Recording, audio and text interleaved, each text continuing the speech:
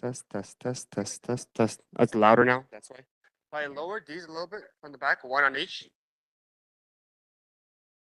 Let me higher these. I can higher this. I can higher this. Test. It's loud enough. Okay.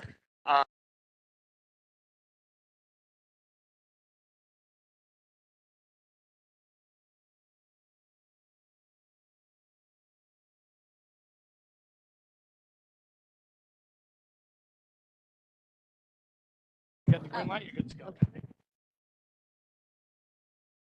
Okay, if folks could take a seat, take a load off your feet.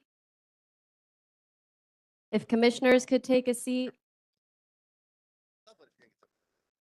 Jennifer, can you hear us? Jennifer? Speaking?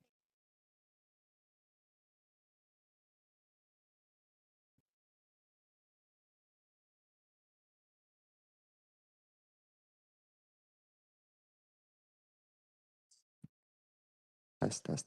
Are you speaking? Did you say mute? I'm muted. Oh, muted on her side, or where do you her? Not for the laptop. Hold it under.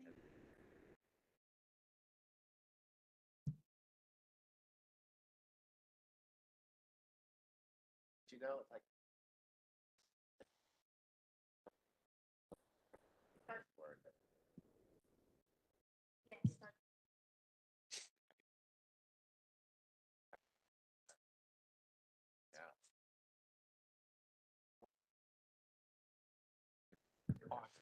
Welcome, everyone. We're going to start our recording. I think we're actually already streaming live.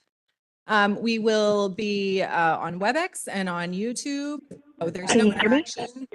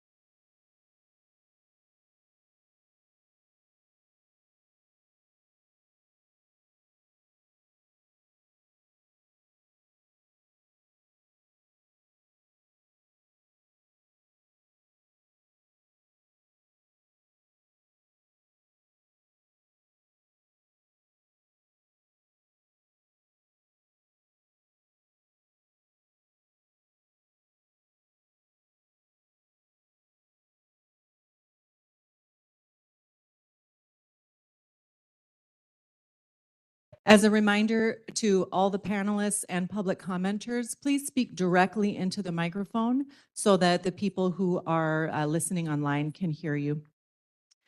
For today, I'd like to ask for you to respect the following guidelines. Please help us by stopping your comments immediately when your time ends. I really hate cutting people off and making their public comments, but I will do so that everyone's voice can be heard. Please make sure your comment relates to the subject matter of the item. Please remain respectful, most importantly, of each other and also of the forum. Any person who is engaging in conduct that's disruptive of the meeting, we will call your attention to it.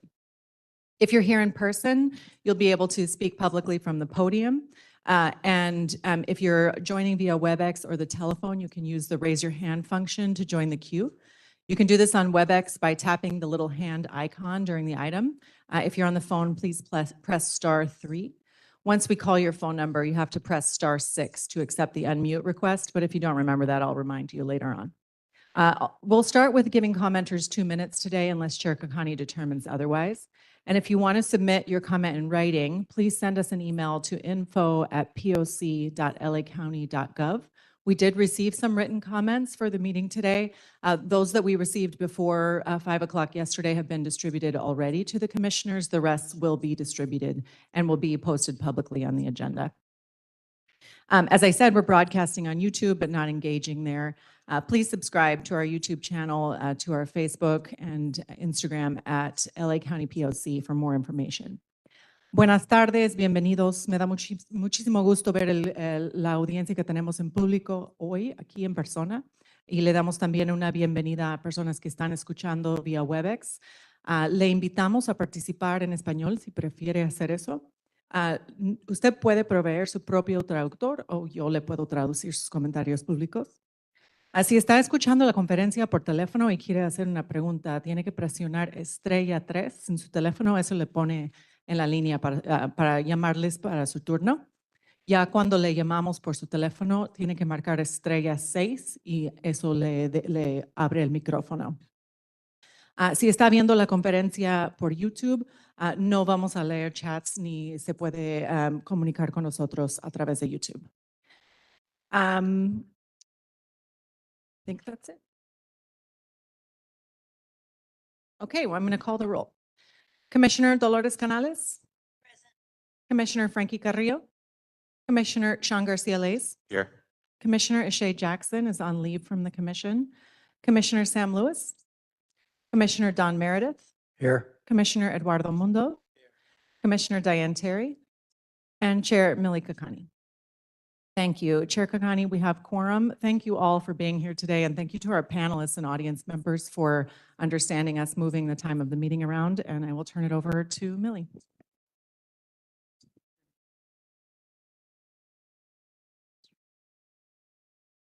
Thank you, Wendy. We're going to be starting / merging family impact remarks, which are item number 3, and the approval of the minutes, which is item number 2. And we're going to begin today with item number 3, which are family impact remarks. Joining us today is Marlene Medina, mother of Brian Diaz, who tragically lost his life in May of this year while housed at Barry J. Nydorf Juvenile Hall. Marlene, on behalf of the POC, as a human, as a mother, we extend our heartfelt condolences to you, your family, your friends. Thank you so much for joining us and sharing your story and Brian's story. And I'm so sorry that it's taken this long for you to find a space to share a little bit about Brian and what you've lost with a larger group of folks who care about you and who care about Brian. We're not going to do this the whole meeting, but I'm going to translate those remarks. Jennifer, I'm looking at you to tell me what I forget to say. Yeah. Se lo voy a traducir en palabras de Millie. Entonces, cuando digo yo, es Millie. Buenos días. Hoy estamos para abrir la reunión de la comisión que tiene el derecho y la autoridad de cambiar el Departamento de Libertad Condicional del Condado de Los Ángeles, y damos la bienvenida a Marlene, a la mamá de Brian Díaz. Estamos aquí para darle nuestro sentido pésame de parte de la comisión y para darle el espacio y darle el agradecimiento de que usted haya venido para presentar sus comentarios a este grupo grande. Le pedimos disculpas que ha pasado tanto tiempo sin que le podemos dar el espacio de presentar en frente de ese grupo. Did I forget anything, Jennifer? Gracias por compartir sus palabras y su historia.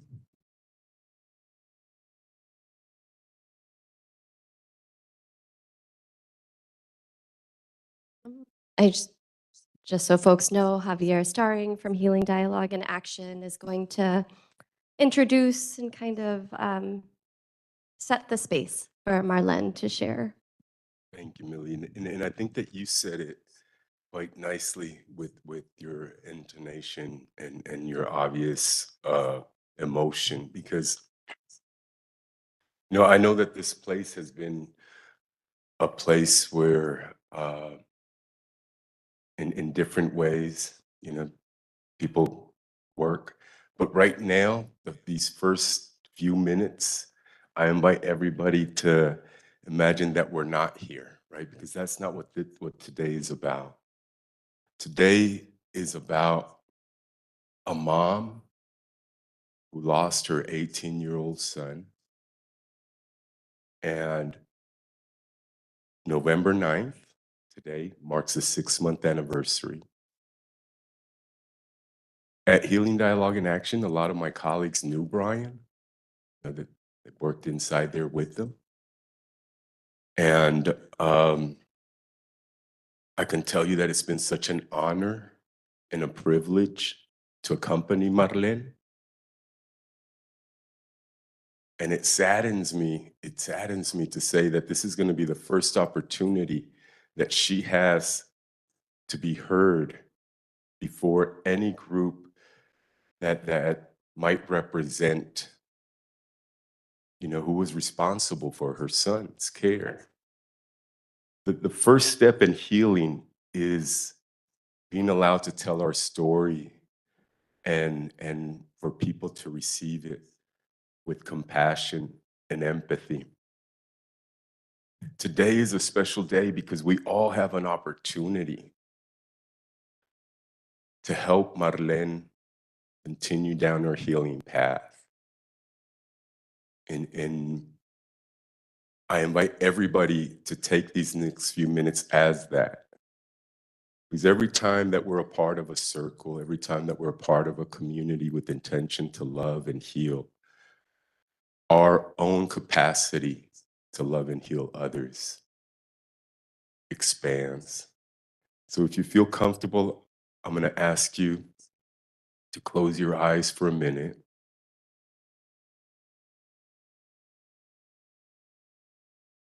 Today we're here to honor, to recognize, and to feel the beautiful spirit of Brian Diaz. A couple of days after his death, we were in the chapel with the young boys that were in the unit the same day that he died. And I asked the boys, what is it that you're going to miss the most about Brian? Every single one of them said his laughter, his joy. So feel that vitality of an 18-year-old. Feel Brian's laughter and joy. Brian passed away on May 9th, which is the day before Mother's Day in Mexico. Be here with Marlene during this difficult time. Commit to being a part of her healing journey. I'll ask you if you want to continue with your eyes closed as I ask my colleague Dino, who knew Brian, to come up and share with everybody the last poem that Brian wrote. He was part of the Inside Out Writers, and he wrote a poem. After Tino comes up and reads the poem, Marlene will come up. We'll read in Spanish, and then I'll translate it into English.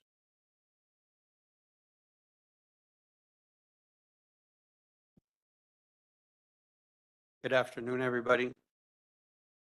I was actually fortunate to read this to the young men at Barry J. Nydorf.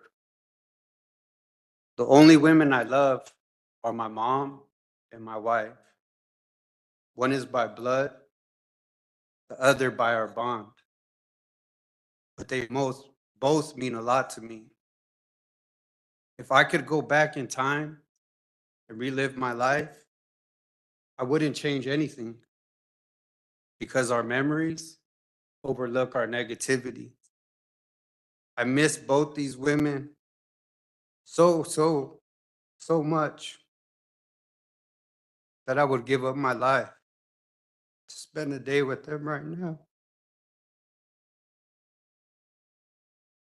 But until that day comes, it's telling me to get.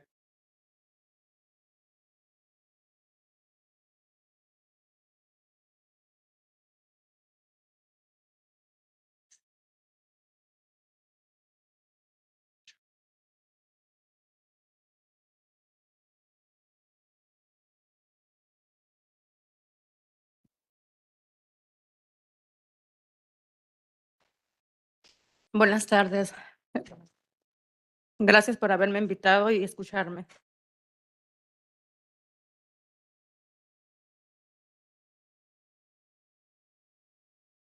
Recuerdo cuando me enteré que estaba embarazada, tenía mi vida completamente estable. Mis amistades me aconsejaron que debía abortar, pues tenía un buen empleo y tenía una buena vida, ya que sería muy difícil tener este bebé porque sería mamá soltera, ya que el papá no me apoyó y desde el primer momento que lo supo, no quiso ser parte de nuestra vida. Para mí el aborto no era una opción. A pesar de lo difícil que sería, tomé la decisión de traer a Brian a esta vida, el cual disfruté mucho mi etapa de embarazo. Mi hijo Brian fue un niño muy feliz, cariñoso, buen hermano, adoraba a sus hermanos y fue un gran hijo. Brian fue el único nieto de mi mamá que la llamaba a México por teléfono para cantarle canciones en español y le hacía chistes como: abuelita, pronto haré abuela a mi mamá. Teníamos tantos planes a futuro, él tenía toda una vida por delante, la cual le arruinaron el 9 de mayo de este año, un día antes del Día de las Madres. Esa llamada fue el peor regalo que jamás una madre esperaría. El 9 de mayo de 2023 recibí una llamada del Centro Juvenil Barry J. en Silmar que mi hijo Brian había fallecido esa mañana. Me lo dijeron de la peor manera, cruel e inhumanamente, sin explicaciones. Solo fue una llamada, como si mi hijo no fuera importante. No explicaciones que hasta el día de hoy sigo esperando. Desde ese día ya han pasado 6 meses que hoy se cumplen. El departamento de Probation no se ha vuelto a comunicar conmigo, ni por respeto a mi dolor como madre. Me hubiese encantado que en los servicios fúnebres de mi hijo, alguna novia de Brian se acercara a mí y me dijera: señora, estoy embarazada de Brian. Pero desgraciadamente le quitaron su vida antes de que pudiera vivirla. Nos arrebataron la oportunidad de verlo realizarse como todo un hombre de bien. Me robaron la oportunidad de conocer mis nietos. Me robaron la oportunidad de poderlos cuidar y tenerlos entre mis brazos. Cuando me llamaron para decirme que lo habían arrestado, me sentí tranquila, confiada, de que estaba en buenas manos y a salvo de la calle.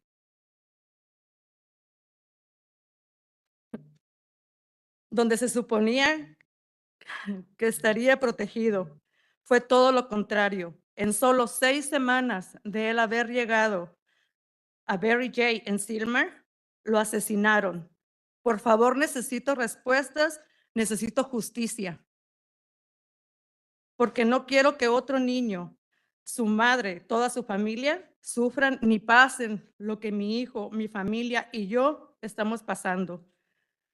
Quiero compartirles el último mensaje de texto que Brian me envió. I love you, Mom. Merry Christmas. Te amo, mami. Te extraño mucho, mam. Nunca fue mi intención hacerte sufrir y no escuchar tus consejos cuando me los dabas. Pero tú y yo siempre estaremos juntos, siempre saldremos adelante. Tú eres para mí todo. Te amo con todo mi corazón. Perdóname por todas las noches que te dejé sufriendo sin dormir. Siempre estaré aquí para ti, hasta nuestros últimos días. Siempre te protegeré, mami. Te amo con toda mi alma. Cuando nos peleamos y nos dijimos cosas feas, lloré mucho, porque de los dos papás que tuve, tú nunca me alejaste de tus brazos. Gracias por ser mi mamá y mi papá. Siempre seré tu baby, mami. ¿Y qué tengo a cambio de eso? El acta de defunción que me la entregaron ayer.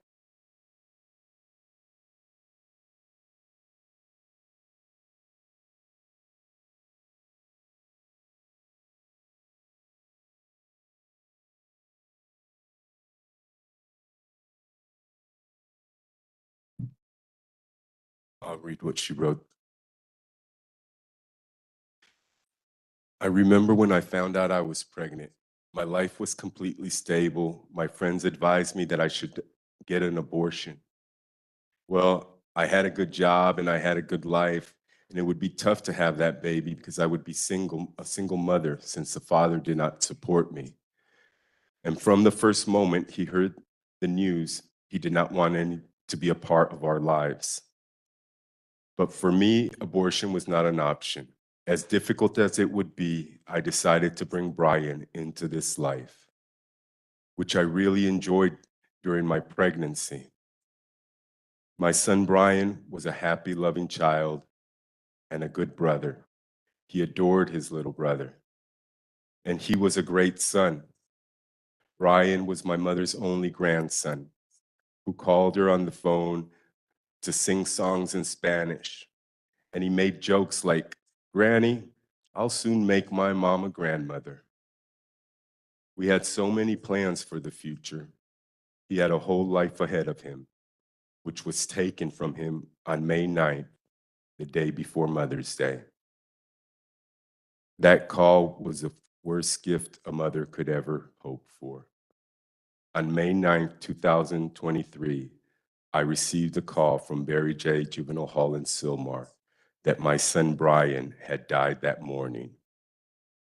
They told me in the worst way, cruelly and inhumanely. It was just a call without explanations, as if my son was unimportant. No explanations to this day. I am still waiting for answers. Today marks 6 months since that day. The probation department has not contacted me again, not even out of respect for my pain as a mother. I would have loved if at my son's funeral services, some girlfriend of Brian approached me and said, "I am pregnant with Brian." But unfortunately, his life was taken from me before he could live it. They robbed us of the opportunity to see him realize himself as a good man. They stole the opportunity to meet my grandchildren. They stole the opportunity to care for them and have them in my arms. When they called me to tell me he had been arrested, I felt calm, confident that he was in good hands and safe from the streets. He was somewhere where he was supposed to be protected. It was a complete opposite. Just 6 weeks of arriving at Barry J. Nidar Central in Sylmar, he was murdered. Please, I need answers. I need justice, because I do not want another child and his mother to suffer or go through what my son, my family, and I are going through. I want to share the last text message that my son Brian wrote to me. "I love you, Mom. Merry Christmas." "I love you, Mom. I miss you so much. Mom, It was never my intention to make you suffer and not listen to your advice when you gave it to me. But you and I, Mom, we will always be together. We will always get ahead. You are everything to me. I love you with all my heart. Forgive me for all the nights I left you suffering without sleeping. I will always be here for you until our very last years. I will always protect you, Mommy. I love you with all my life. When we fought and said ugly things to each other, I still loved you. I cried a lot because of the two parents I didn't have. You never took me away from your arms. Thank you for being my mom and my dad. I will always be your baby, Mommy.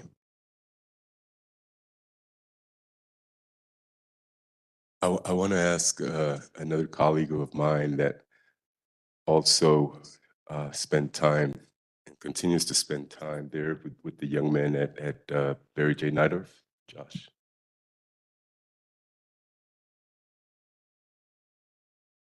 Good morning. Joshua Pinedo with Healing Dialogue. I started going into juvenile hall when I was 13 years old.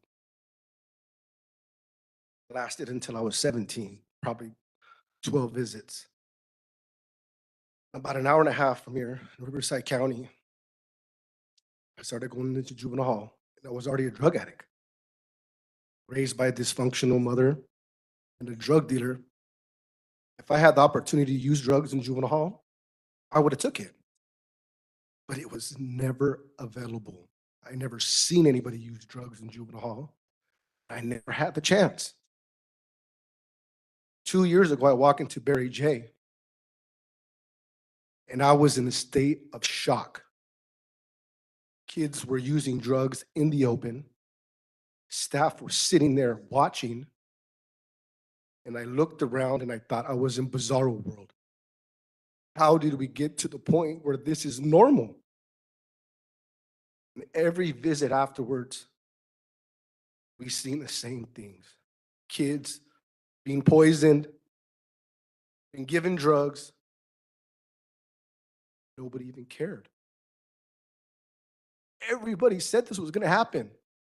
Probation, CBOs, everybody knew that this was going to happen right before Brian died. And I just ask everybody, how was this possible? My wife is a military veteran. In Abu Ghraib, they have better security than they do at Barry J. Juvenile Hall. It's ridiculous. I can't wrap my head around it. How do we protect our children?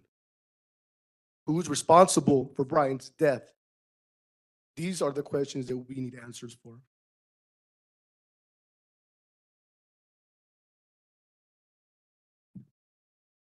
The first step towards healing is telling your story and having it heard.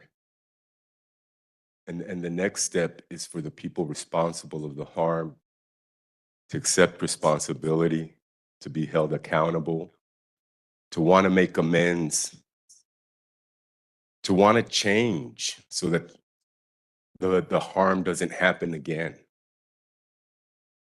We don't have to prolong the pain of Marlene and her family. Probation, there's cameras, what happened that night. People know what it is. Just come to the table, be open. Allow Marlene's healing of journey and true justice to move forward. The reason Brian was at juvenile hall is so that he could have the opportunity to heal. I hope that the system takes this opportunity to do a little healing. Because Brian didn't have that chance.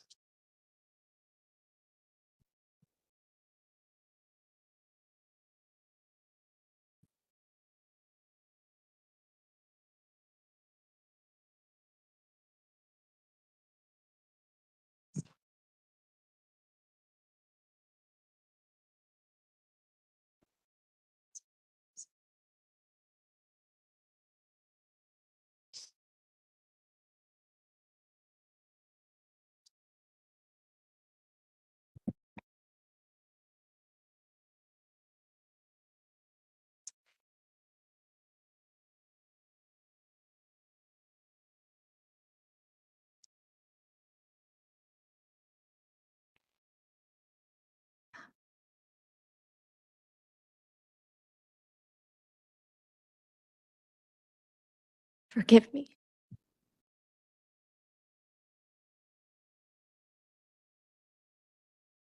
Thank you again for being here. Thank you again for sharing Brian with all of us.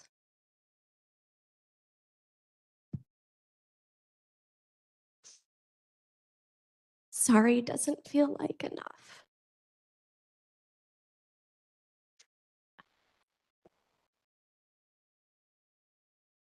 I think at this time we're going to move to public comment.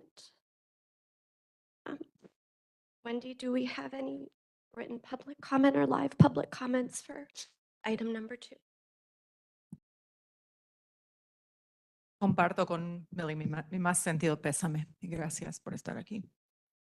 I don't believe we had any written public comment on agenda item number 2. We have at least one person in the audience. If you'd like to make public comment, and please come up to the podium. If you are participating online, please use the raise your hand function or dial *3 on your phone, and we'll begin. Hi, I'm Adrina Rochelle. Now, I was currently the Barry J. Nydorf advisor, now Los Padrinos, and I just wanted to read one of the letters of many. I sent out hundreds of letters, and this was the one I was particularly looking for. On April 7, 2023, I sent out a letter of noncompliance complaint in regards to the inhumane conditions our children are currently facing inside Barry J. Nydorf Juvenile Hall. Today, I must include more state officials, more state legislators, and entire community up to notice of the negligence, dereliction of duty, failure, oversight, and improvidence that cost a young man his life. With nothing to offer except a statement or an apology, which is not enough to fill a void of a deceased son. A mother is currently spending her Mother's Day making preparations for a funeral of a man who didn't get an opportunity at life, a son. On behalf of the community and the role I play at Barry J. as parent advisor, I offer the family all my support, love, strength, heart, soul, and prayers to showcase that they're not alone and won't have to go through this alone. They have a community standing behind them seeking the same answers. How could this happen? Who do we as a people point our finger to and say, you are responsible? A statement or an apology will bring back the life of this young man. What is the point of filing a noncompliance complaint of the illegal activity going on inside these juvenile halls due to systematic failure, flaws, carelessness, cruelty, inhumane captivities, laws broken by state officials, officers, and probation who can't uphold their own policies? I've been documenting my son's experiences and the conditions he's required to live in. We are asked to file complaints that remain unanswered. I extend these complaints to each one of your offices for documentation purposes, describing how my son, who was once a straight-A student, had not attended school for 5 months, how they are illegally violating these children's rights by not serving the disability or servicing any IEPs, how they canceling visits due to lack of staff, creating a more treacherous, alarming, and fatal environment. I can argue if my letters were taken serious about the perilous conditions our children are required to live in, then this young man would still be alive today. If the state board would stop giving probation extensions to comply with Adrina, the law, I'm sorry to have then to I do could this. argue that this man would be here today. I would like to ask Adrina if I can see you have that in writing, if you would submit the whole thing in writing, or you can also give public comment at the end of the meeting, but I'd Okay. like to see the whole thing, and I know the commissioners would as well. Okay. Thank you. Anyone else in the room who'd like to make public comment? This is public comment on this item. It's family impact remarks.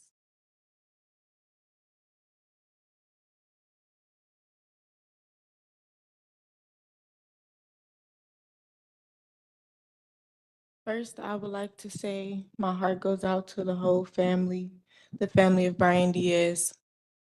I am a sister of a brother who passed away the same way. So for this woman and her family not to have no answers about who is responsible for who did this to her son is not okay.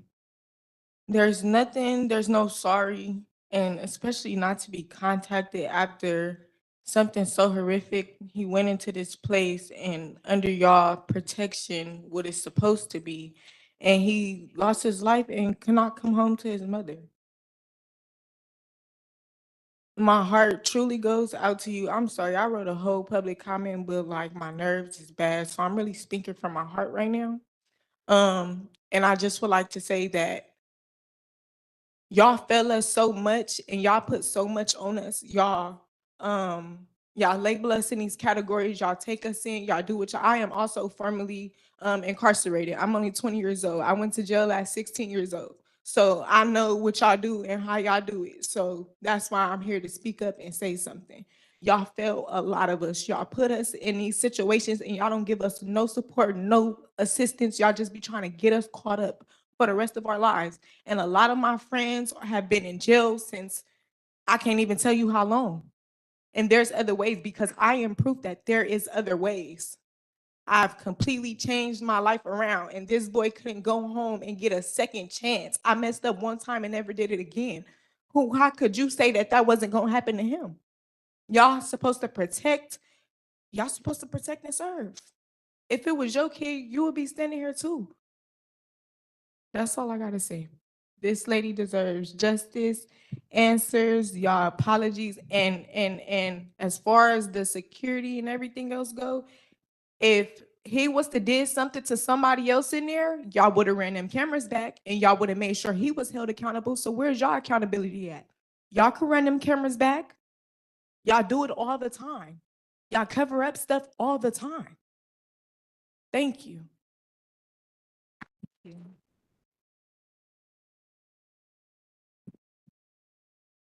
Zoe Rawson, Arts for Healing and Justice Network. My heart goes out to you, Marlene, and your family. It's impossible to state what's in your heart right now in 2 minutes. I do want it to be known that the logo for Youth Justice Reimagined is an art piece by Red and Kubas. And he also passed away in a county housing, a transitional housing, and no one has faced his mother. And no one has accounted for his passing. Every single young person in Los Padrinos could have a yes team, and every single person in this room that shows up for the mothers and the siblings and the families can be on that yes team and are showing up for those families in community. And when they do, hearts open, as Javier stated. But when a young person unburdens themselves, they step into their healing when open hearts connect with their heart. But when you tell a young person that it doesn't matter whether you're alive or dead, and when you treat a young person that it doesn't matter whether you're alive or dead, their heart constricts and their bodies are in full on defense mode. They're at war. And that's what we see. So every young person inside the facility right now, as a reparation for all of the loss, so many grieving mothers, so many grieving brothers, so many grieving community members. For reparation, every young person deserves a yes team, with all of them having open hearts and sharing values that you may unburden yourself, and I will walk with you. I will not get rid of you. I will not leave you behind. I will not leave you for dead. That's your job, to make it happen. Please. Thank you, Zoe. I don't see anyone else in the room, but we do have 2 speakers online. We're going to start with Aditi Shirakar. Aditi, if you could, if there's anyone else in the room, please make your way forward to the podium. You can speak. Aditi, can you unmute yourself and see if we can hear you? Hello, can you hear me? Yes, we can. You can begin. The only word I can really think of right now is shame. We should all be feeling it because we failed this family, we failed Brian, we failed his mom. And everybody who's saying that we need answers, we know the answers. We know that we are housing young people in a facility that is so detrimental to their mental health, to their physical health, to their well-being, that is counter to every single thing that we know in the science about child development. And we are placing them in conditions that will have this as the result every time. As shocking as this is, it's not surprising to me, and it's not surprising to anybody who's been paying attention. We knew for months, we've known for years that these are the conditions that our young people live in, and not a single person with the power to change it has had the courage to use that power and to actually prioritize children. Instead, we've sat on our hands while we knew probation was not meeting their duties. We knew probation was not doing safety checks. We knew probation was creating an environment that made Brian's death inevitable. And all we can do now is sit on our hands and wait for the next time it happens, because not a single person with power is using it. Not a single person is actually standing up for the young people inside. We are all just saying flowery language and nobody is taking action. And I hope every single person feels just an incredible amount of shame right now. Thank you, Aditi. I'm sorry to do this, but the gentleman in the back of the room, our friend here at St. Anne's, is asking, there is a red Avalon Touring that needs to be moved. If that's your car, can you please move it? It's license plate 8YRC. And then we'll go to Crystal Jones on the phone.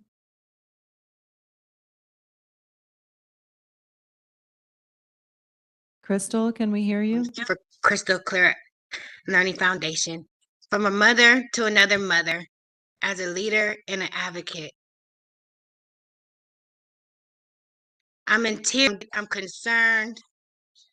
These kids are freely telling their social workers, probation officers, me, advocates, and different people their stories and the struggles, how they keep telling people the signs, but yet they're ignored in regards to the help that they need as a parent, as a youth, and as a person that's in detention in these different facilities. The urgency for you guys needing to close it is a whole nother concern.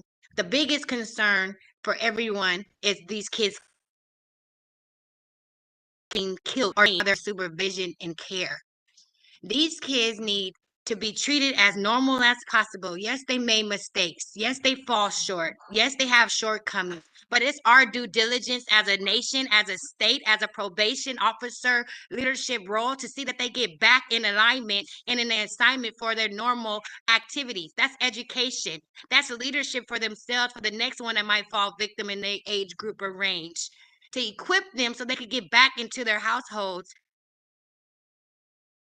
and equip them with that to get back into our society and be a champion in overcoming barriers and obstacles. For you guys to set up and condemn us and stereotype us for our culture or different shortcomings is not okay. You guys have the funding and the necessities and the means to fix it, but you don't.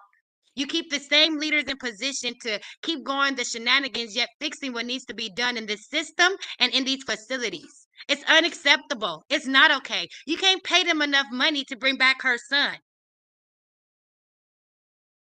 You can't give her anybody even reached out to her to even give their deep heart concern or even empathy to this woman. You guys should feel ashamed.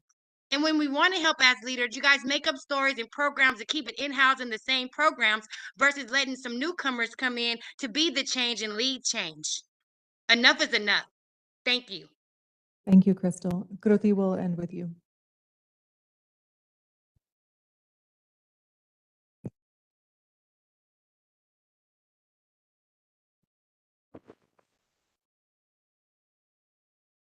Try that. Deep breath in, deep breath out.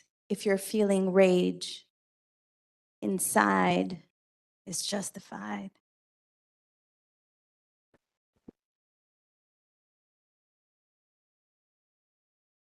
Just want to give a lot of gratitude for everyone that made today possible.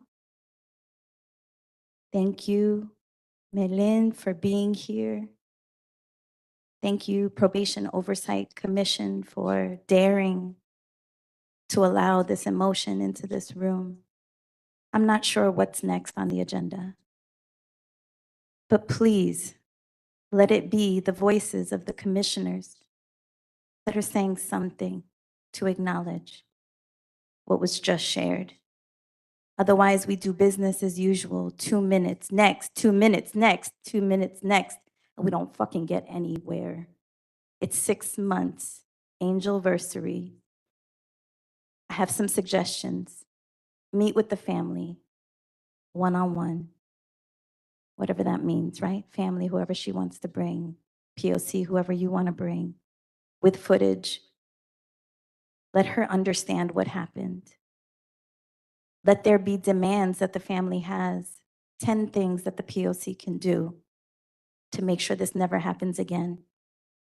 Also want to suggest Adrina, the mother, the fearless warrior that was here earlier, to set up a meeting with her. It shouldn't be a letter after another letter, unresponded letters. Healing dialogue and action takes dialogue and action. I'm going to encourage the room to take another few deep breaths. Get your greatest creative thinking, because we're going to need to do this together, and it just started today. Peace and blessings. Thank you, Kruti. We do have one more commenter online. I forgot the name. It's Ramona. Barajas. Ramona Barajas. We're going to unmute you. Oh, she's not there anymore? Okay.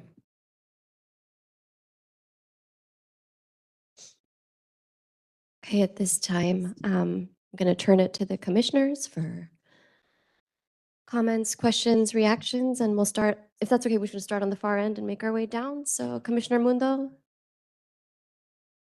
Commissioner Terry. Is there someone next to you? Commissioner Canales? Oh, okay, Commissioner Canales. Yes, thank you so much. First, I want to acknowledge everybody's presence here today, and I want to thank you all for coming. I want to thank those that made public comment, and especially to the mother. I am also a mother.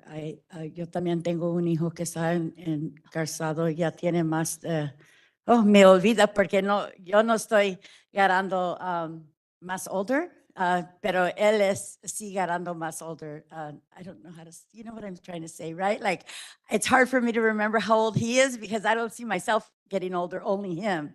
But, you know, yo sé que duele, pero at least él está viviendo. Está en la cárcel, pero todavía.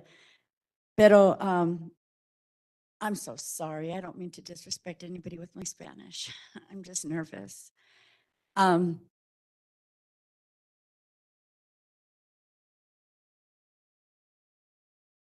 It's not going to get any better. It's not. I heard one comment about, like, you know, the security that we should have had at the camp, but I don't see that as the solution either. And then we want the video footage. Well, what if it's another youth that handed it to him? Do we want to see that youth get life when that youth didn't know what they were doing either? I mean, I understand we're looking for staff accountability, but, you know, there's so many things going through my head. But I just spent the weekend locked in Chowchilla State Prison for women, where they have the California model. And they're being tortured. They're suffering. They're being thrown on the ground with their heads split open. But it's the Norway model. So when I say, what are we going to do to fix it? How do we even begin to rely on the same systems that have caused so much harm? My son. Do you know what they're doing to my son? They made falsified documents that he's an informant. I mean, I have the ACLU helping me, so we're able to see that it's not true. But the same system that has him entombed is literally trying to have him killed. So how do we keep relying on these same systems? How do we keep telling the youth, don't do drugs? When it's these very environments that make you want to use drugs more. And I know because I did drugs in these institutions. Every day, all day, as much as possible. You could not tell me not to use them. Because if I had to be locked in a facility, I was going to do it my way. And I was going to block my pain, my guilt, my shame in the only way that I knew how. So there's still so many questions, even with today. But it's always the presentation. It's always the tears. It's always showing the trauma, even with the youth that had his leg bent back. What's happened to Oscar Cross? You know, there's still so many questions. And this is a very emotional day for all of us. And I just say thank you from the bottom of my heart. I would have never have asked you to come forward because I would have been afraid to bring more trauma on you. So I really admire the support you have.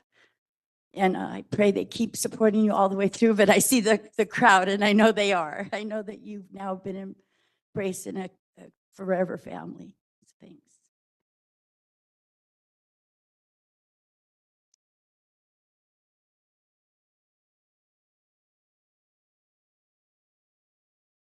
Buenas tardes.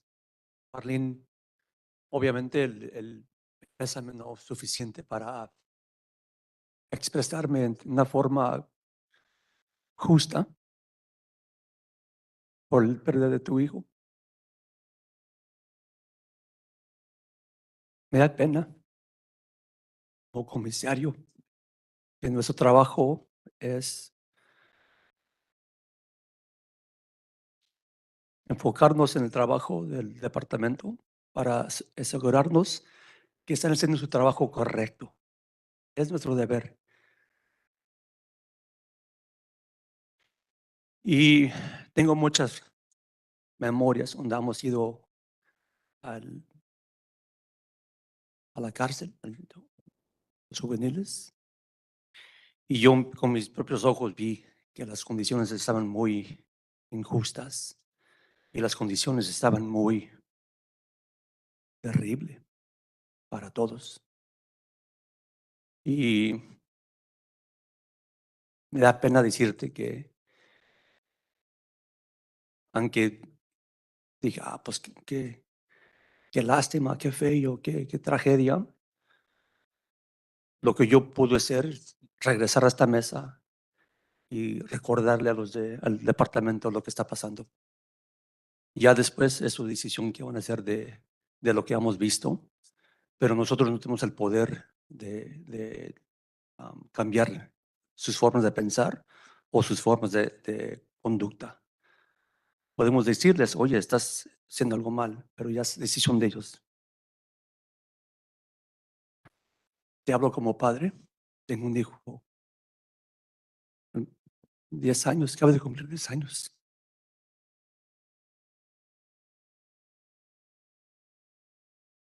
Aunque Brian tuvo 18 años de vida.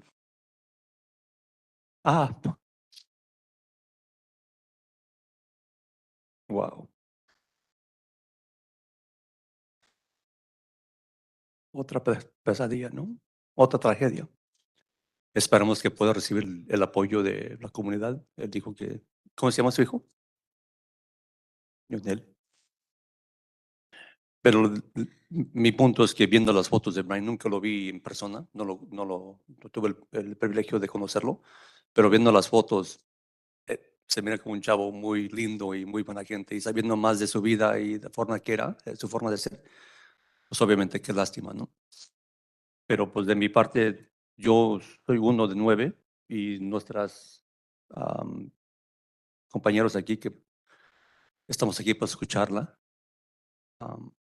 No sé si en lo personal lo que puedo hacer, pero como comisario, muchas gracias por venir y darnos sus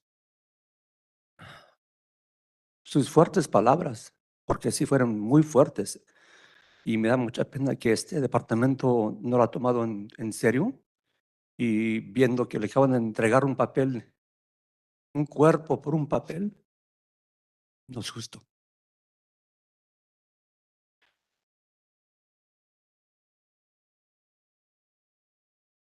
Buenas tardes. That's my Spanish for the day. You have to translate for me, Javier. First of all, my deepest sympathies for the loss of Brian. I can't even fathom that. As a father, I can't imagine that heartbreak.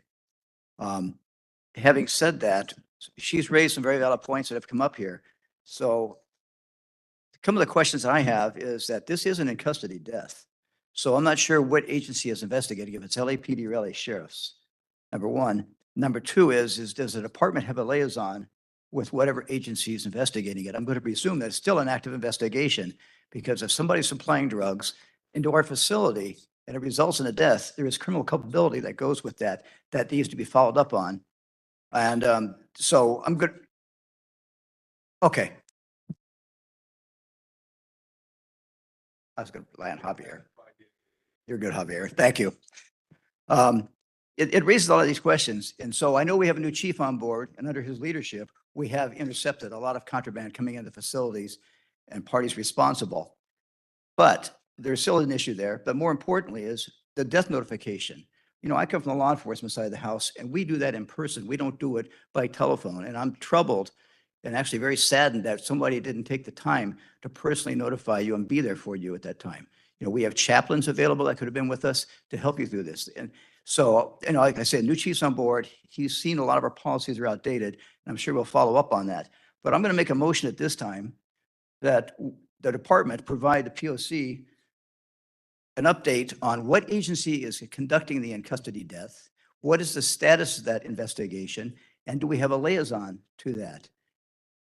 Those are critical issues. And also to take a look at how we make notifications, whether it be an injury or a death, to the families involved. So that's my motion. Say it again, Commissioner Meredith. Really? Yes. Okay, my motion is that the department provide us information on what is the primary agency investigating the custody death. Do we have a liaison with them? What is the status of that investigation? Because there is criminal culpability that goes with that. Along with that, I guess, though there are some government codes on it, I'd like to know if there was an internal investigation initiated, and if so, if there was a conclusion from it. And also a review on the policy on how we do death notifications or injury notifications. That help?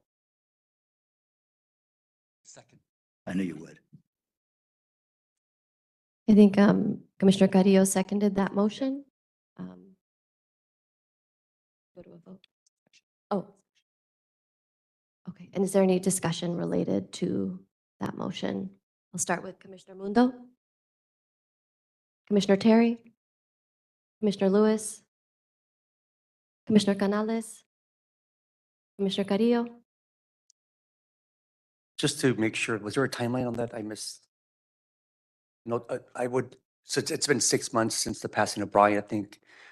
I hope something has happened, that there's definitely something that can be shared at this point. I would be very disappointed if the department returns back with, we haven't done anything about the passing of Brian. So I would say 1 month. You know, I'm wondering, and I don't know, so the lawyers might be able to answer, because isn't there something that when there is an in custody death, a tort claim has to be filed within 6 months? Is that true? Do you know? That's what I had heard about corrections. And so I'm just wondering if like this 6 months waiting period has something to do with any legal filings that could come up, and how we make it to where they have to tell, you know, the family in a more timely manner. But like I said, I'm not an attorney. So.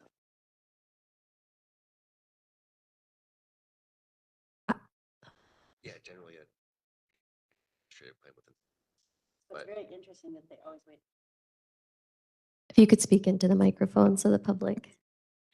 So I think we should make sure in the motion that, you know, that the information is provided within the 6 months period for if any legal action needs to be taken. I believe it's already been 6 months. Okay, it was 6 months. Yeah.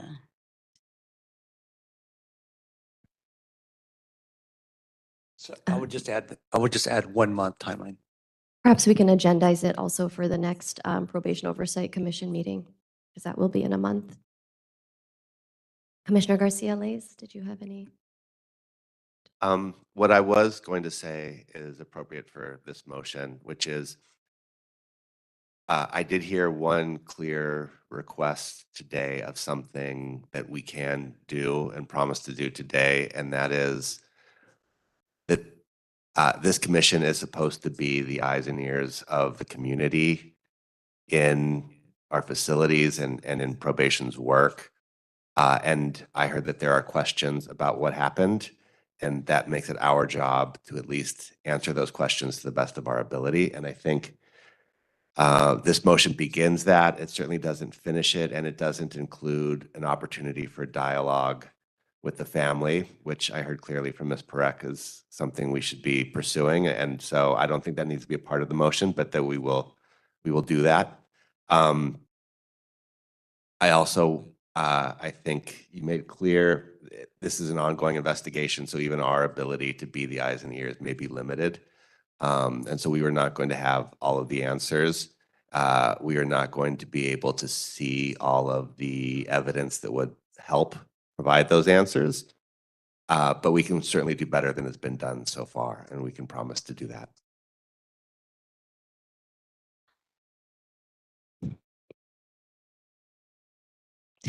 There is so much that needs to be said that hasn't been said. And as I said at the beginning, like, I don't even know if this is right Spanish, like, lo siento no es suficiente.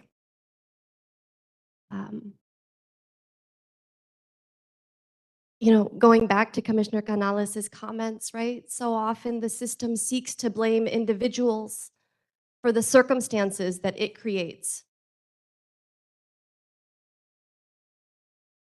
You know, young people aren't using at my son's school because their needs are met, right? They get to experience joy on a daily basis. They get to feel safe. And so what we've created inside of our carceral facilities are spaces that are the antithesis of that. They are places that breed trauma, that breed harm. And so we turn to things like drugs to make each day a little bit easier. It doesn't matter who brought them in. Fact of the matter is, this is like an age-old story, right?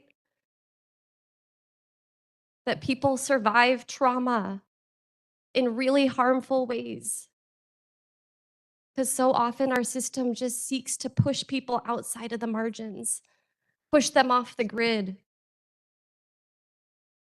create spaces where we only prepare them for adult carceral facilities and a life of being isolated.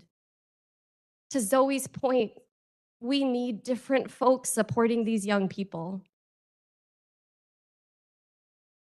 I'm sure that there are good probation officers, but the system really makes it hard.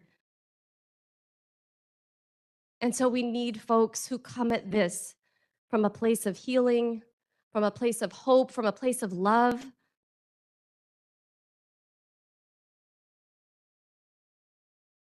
Because that every time we walk into those facilities, it is so clear that those young people are losing a bit of themselves every single day.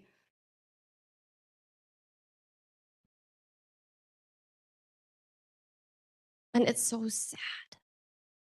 It's so sad. And it's so not fair. In response to this motion, I think it's super important to know what's going on. I also think it's super important that it is an independent investigation. Whether it's the Office of the Inspector General, who I think is probably the most independent body doing investigations of this nature. I don't know what it looks like to like call upon them or include them or think about how they might fit into this motion to create something that resembles transparency. Because those walls in those facilities go so high. And I think our instinct is to label these young people as the problem. because we have no idea what goes on inside those walls. It's not okay. It's not okay to spend $500 million every year to just invest in like decades of trauma.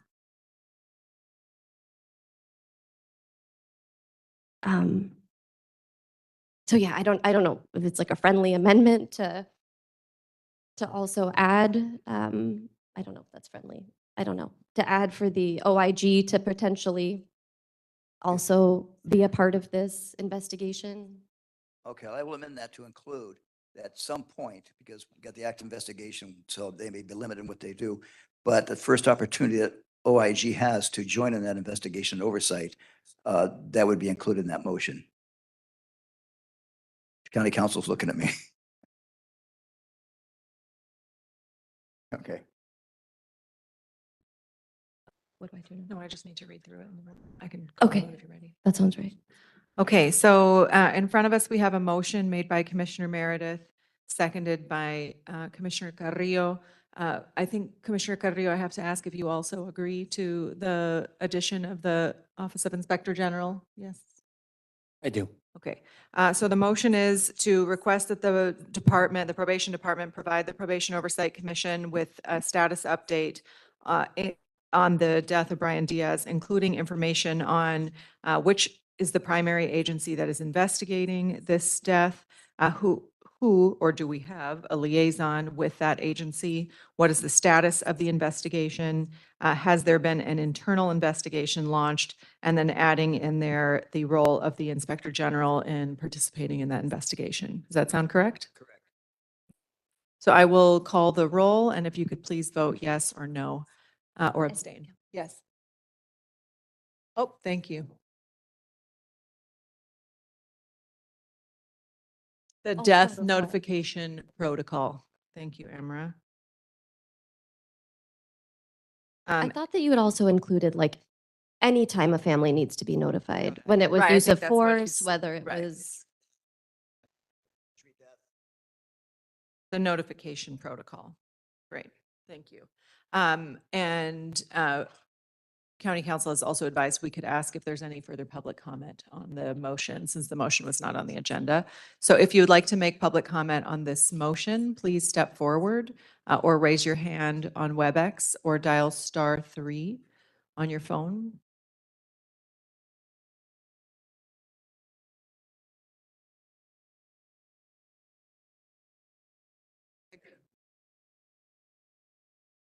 So glad you asked.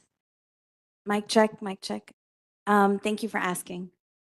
So we know that the culture of probation is, I think, the way that it was said is cruel and inhumane. And we experienced humanity today. So just want to request that Healing Dialogues in Action, if they choose, be a part of the team that's figuring this stuff out. Because what you just did, which is what the county does, right, is policy over the people. This way it brings some humanity into the policy. So the right community partner, let me say that again, the right community partner that role models restorative justice, healing, humanity, dignity.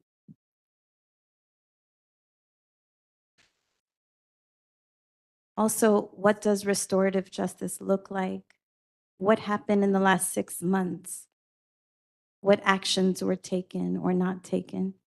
It's just something maybe for folks to think about and maybe put it in your plan for 6 months from now for a presentation to the community around what steps were taken, what steps were missteps, and what steps do you commit to take in the future? Thank you.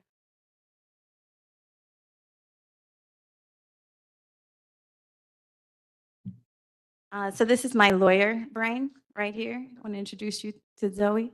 So she's also rightly naming that when footage is seen, right, because we have a accountability issue in this county. Young people are held accountable far more than systems are held accountable. So when footage is seen, because we know some of the young people that are in the facility right now, right? Will they be held accountable for the death? So I know you have some wisdom to say how possibly to avoid more harm to young people as folks are figuring things I'm out. gonna stop your timer, Kruti, and start another timer for Zoe.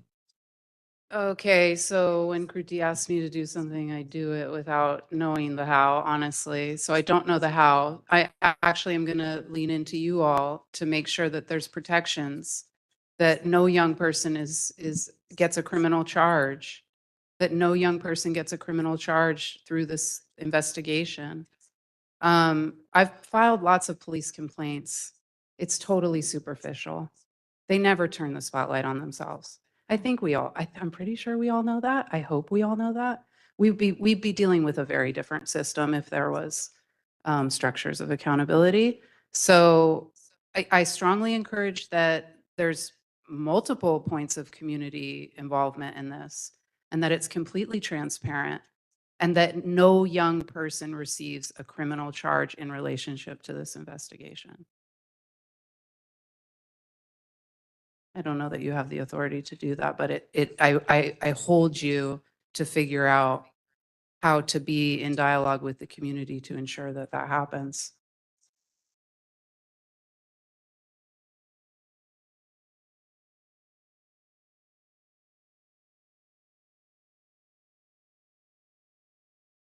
Ismail, do we have commenters online? Okay. You can go ahead.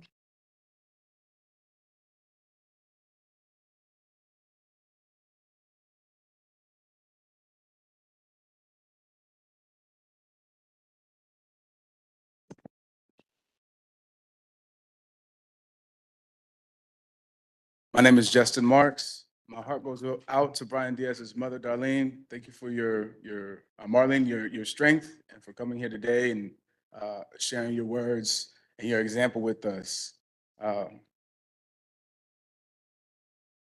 There is no response that y'all could give that I feel like would be enough. And a part of this entire forum, to me, only continues this idea that probation and this system needs to continue to exist.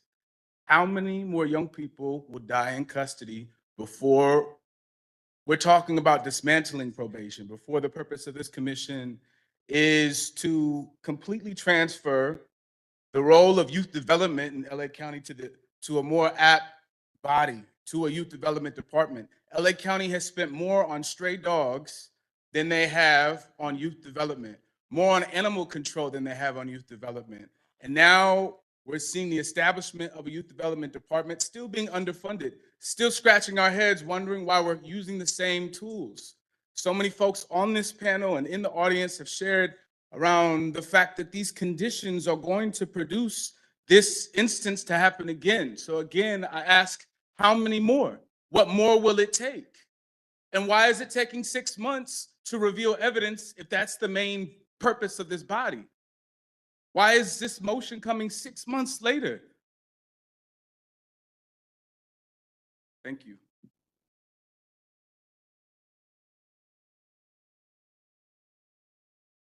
Good afternoon. My name is Peter Shutan, and I just wanted to respond to a speaker two before me. We're all in here looking for accountability. We're all looking for what happened and why it happened. But it sounds like we only want accountability if it's an adult. We don't want to hold any minors accountable. If someone, through this investigation, it turns out that a minor had provided whatever killed Brian, then that minor should be held accountable as well.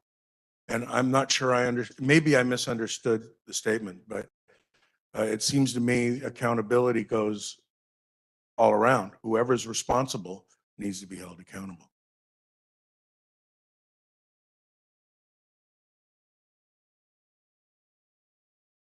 My name is Sir Bailey. I say thank you for coming and sharing the life of Brian Diaz with us and your pain. prayerfully it will transform not only here, but our world. Ta-Nehisi Coates shared in an interview, someone asked how many more young people in Gaza have to die before a change happens. And the person that he was asking couldn't answer. I'd hate for that to be the case here. The Spirit of the Sovereign Lord is on us because the Lord has anointed us to proclaim good news to the poor at heart. He has sent us to bind up broken hearts, to proclaim freedom for the captives and release from darkness for the prisoners, to proclaim the year of the Lord's favor and the day of vengeance of our God, to comfort all who mourn, to bestow on them a crown of beauty instead of ashes, the oil of joy instead of mourning, a garment of praise instead of a spirit of despair. They will be called oaks of righteousness, a planting of the Lord for the display of splendor. They will rebuild the ancient ruins and restore the places long devastated. They will renew the ruined cities that have been devastated for generations. Free our futures. Let them build a better reality. Thank you. Thank you, sir, for being here in person. It's nice to see your face. Go ahead. Next. Hello, good afternoon. My name is Herminia Galvez. First and foremost, I just want to say my condolences to the family of Brian Diaz. Our hearts are mourning with you at this loss. I'm currently a substance abuse counselor. I'm also currently a street cred coordinator that works with the youth. I believe that everybody has made a lot of points here. What I wanted to bring is something that I felt that has been missing in the system. I'm formerly incarcerated as well, and I have been system impacted as a youth. And that's the reason why I also became a substance abuse counselor, to make a difference. I believe that in the probation department or in the detention centers, till everything else is resolved, to moving that to better solutions of finding solutions before incarceration and finding solutions with programs that could help our youth, whatever they're going through, whatever they're dealing, and the healing. I believe that also for now, you guys should, if you guys are going to do an investigation, alongside an investigation, also provide people, counselors, especially those that have past experience and that are empathetic to the kids, to knowing how they're feeling because they've been there and experienced firsthand addiction. So I believe that having people that have experience with this will help you also inside of the detention centers, and also, focus on not just that, but better supervision. If you guys have the lives of children under your hands for a specific time, that means that parents are still waiting for their children to come back home.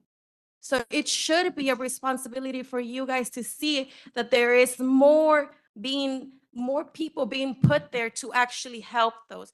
There shouldn't be no kid in a cell that is not being seen for a long time. Thank you for letting me speak. Before you leave, will you please connect with my colleague, Dr. Sarah Gongora? She's waving over there. She's doing a project right now on substance use disorder treatment in the facilities, and I know she would like to talk to you. Thank you. Thomas? How you doing? I'm Thomas Bell. As an officer, I just wanted to offer my condolences too. We were very hurt about what happened. It really hit us hard. There was nobody in there that had anything negative to say about your son. He was a good kid. We enjoyed him, and it hit us hard. And we want accountability too. And when this first happened, I remember coming to this meeting asking this commission for accountability, but within yourselves. And nobody took us up on that. Because we told these guys long ago that this was going on. I've been coming to these meetings from day one. I've been coming since the prick meetings, telling them drugs are getting sent to this facility. Something is going to happen. We need tools. We need assistance. We need cooperation. and we were ignored. As officers, we were ignored. We gave them these heads up. And then when something happens, they look at us like we're the bad guys. Oh, we wasn't doing our jobs. We don't have enough people here. We told them this was going to happen. I'm just a line officer. I can't make rules. I can't go out there and say, oh, well, we're going to do this for security now. We're going to do that for security now. Oh, well, you need these tools. Here you go. The only thing I can do is, oh, you're taking this away now. Okay. Let me see what I can work with now. You're taking this away. You're taking that away. Everybody takes away. When something happens, you point at the people who had no tools to use. We need accountability. We do. But we need accountability with you guys as well. Who's willing to accept that? Thank you. Before our next public commenter, just a reminder that this public comment is supposed to be connected to the motion around the investigation of Brian's death, something that resembles transparency and understanding of how families are notified when their young people are harmed. So we do have 2 agenda items related to Barry J specifically, and essentially the conditions and minimum standards that have not been met there, and related to contraband and access to contraband. Thank you. First off, I want to say, we love you, Ryan. I'm gonna fight for you. My name's Julio. I'm with Anti-Recidivism Coalition. And what I want to bring today to this circle, to this building, meeting, I want to bring safe healing centers. Let me repeat that again. Safe healing centers. I'm a formerly incarcerated youth. And I recently came home. And I want to say that still to this day, I'm traumatized. I'm healing. I'm trying to heal. And I'm doing my best. But there's gunfire going inside within myself every day. Through everything that I had to go through, being system impacted. And it hurts. I got to smile every day just to put up a front. But it really hurts. But I want to put out the self-healing centers where we could bring these youth to these healing centers where they need people like us who've been incarcerated, where we could help them out instead of going to these traumatizing places behind cages, being handcuffed, being cursed by staff. I remember my first day, like day 1, I was already cursed. They told me where I was going. You're going to the compound. That's where you're going to go. It was traumatizing for me. And I did end up going. But we can stop that by making safe healing centers something new and bring it to the community and to help out our youth and stop this curse. Thank you.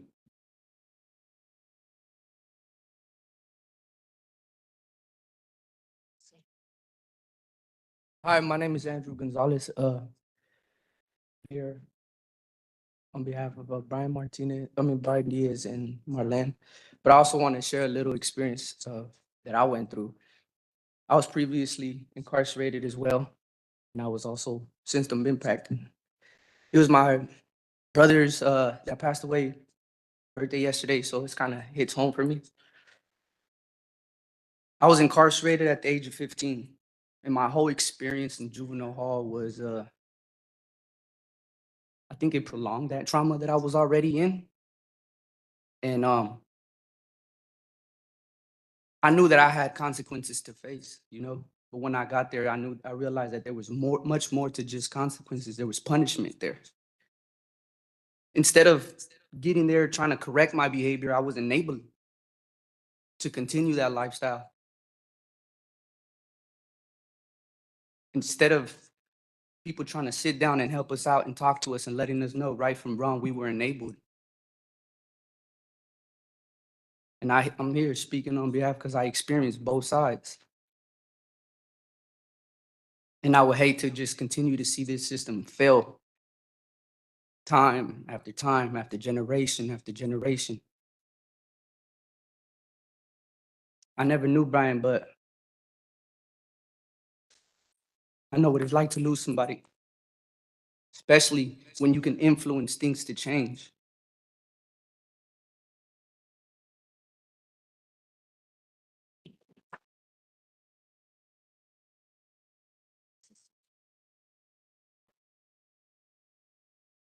I feel as though, like I said earlier, when we are put in these type of situations, we're not given the resources or the tools to better ourselves.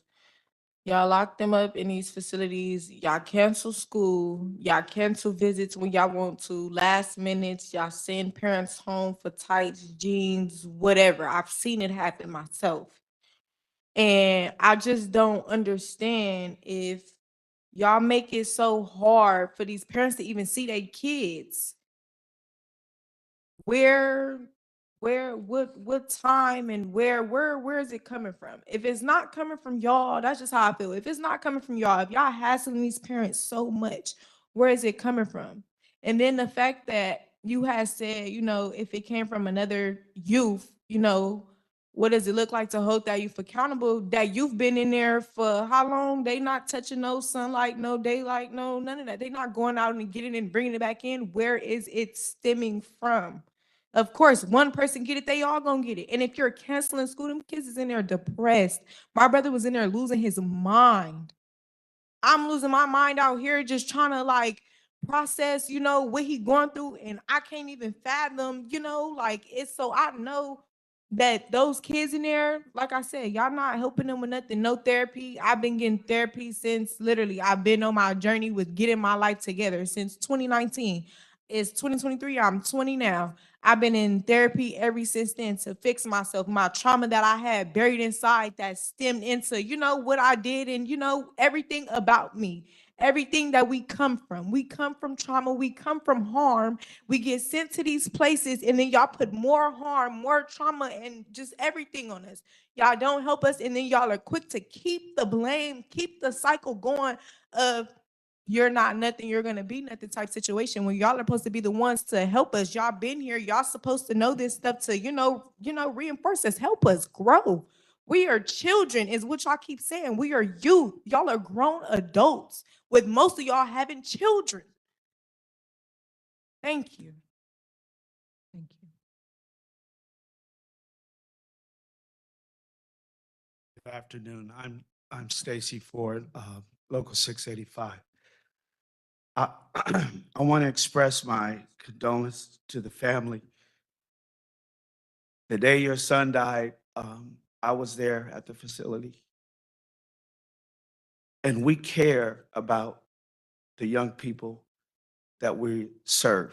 I just want you to know that we care about them. We care about all of them.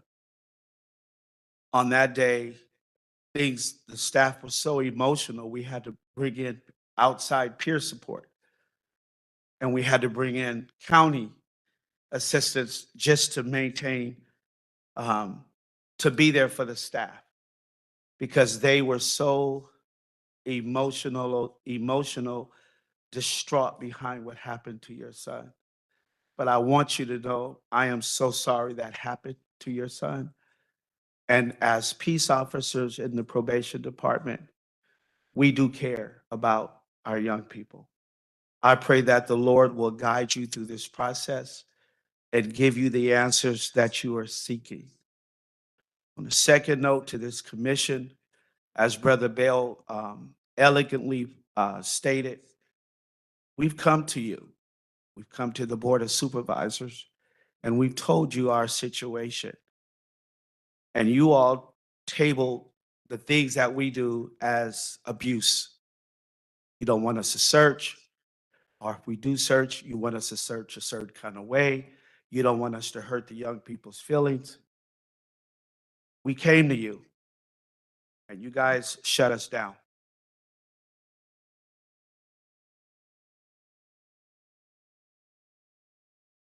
Okay, I think that's the end of our public comment. So you want me to? Yes. Okay, so we are voting on Commissioner Meredith's motion, seconded by Commissioner Carrillo, about the department providing status at our next meeting or within a month on the information on the primary agency investigating whether or not probation has a liaison and who that is with the primary agency, the status of the investigation, and the status of the internal investigation, including incorporating the OIG into that investigation, and the notification protocol for deaths and other incidents similar to that. Commissioner Lewis has a comment. Ms. Medina, my deepest sympathies. I was incarcerated for 24 years. And until I came home, I didn't know how much it scared my mom when she couldn't communicate with me. And we talked. She's very sick right now, but we talked.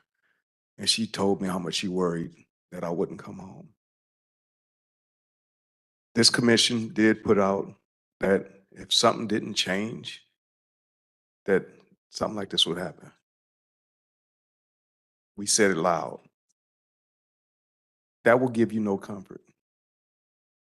For me, the way I operate, I believe for this commission, and for some of the HDA brothers that go inside, there is a lot of change going on.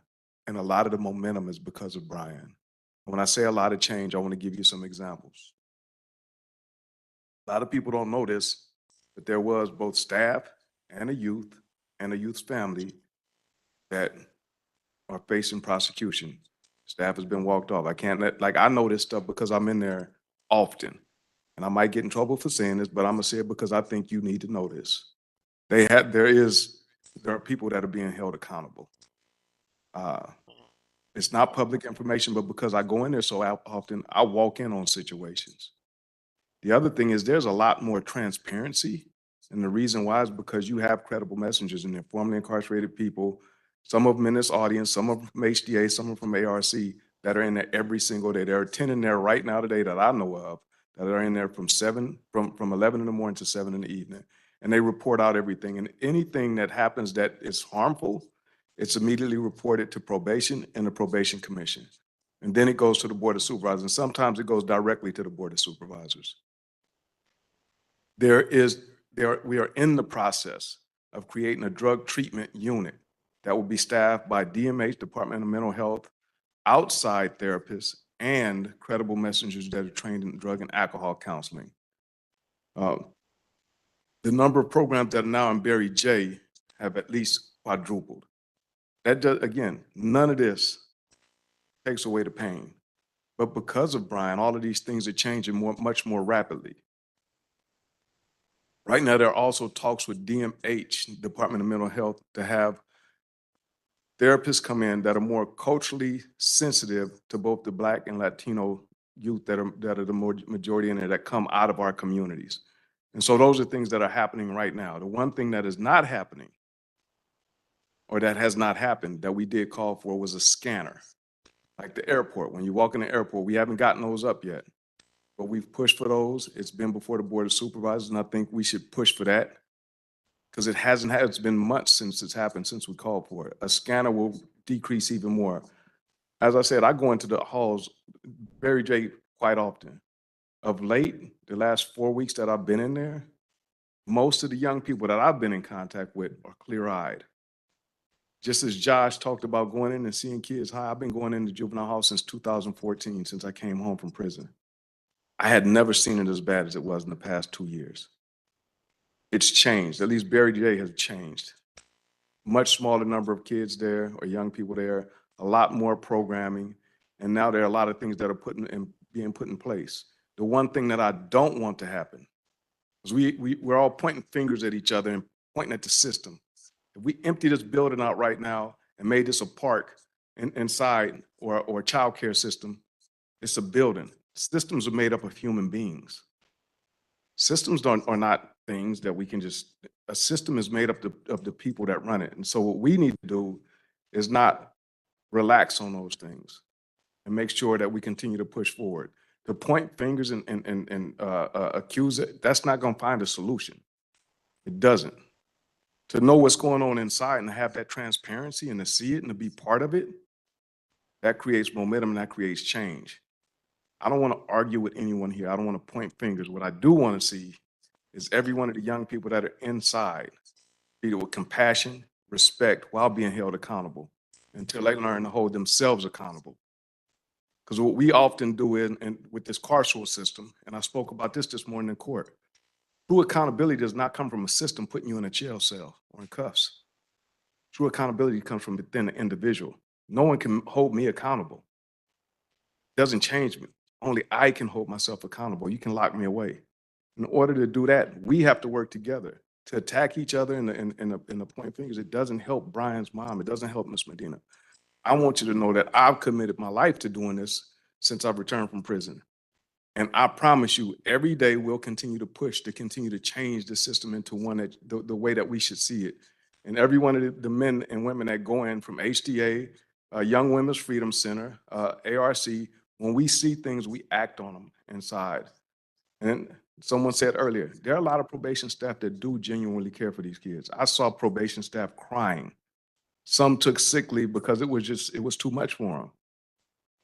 But in all systems or in all organizations, you'll never have 100% good people. That's just a fact of life. But what I want you to know is that there are people that are pushing, that continue to push, and that want to see change so that this never, ever happens again. My hope is one day we don't need systems like this. Right now is what we have and what we need to do as a community, whether it's the POC, probation, DYD, or any county agency. We need to work together instead of pointing fingers and saying, you didn't do this or you didn't do that. There are other jurisdictions that don't use pepper spray. How can they do it and we can't? If they can do it, we can do it. It's not about pointing fingers of what we took away or what you don't have. It's how do we do this and make sure that our young people are safe and protected. And I want you to know that we're committed to doing that. I'm 100% committed to doing that until the Lord stops giving me breath in my lungs. Again, I want to offer you my deepest condolences. And just so you know, Javier, his team, my team, we're in there together trying to make sure that this never happens again.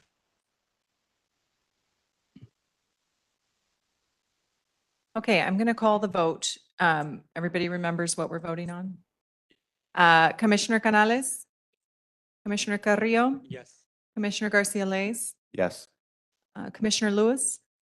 Commissioner Meredith? Commissioner Mundo? Yes. Commissioner Terry? Yes. And Chair Kakani. Yes.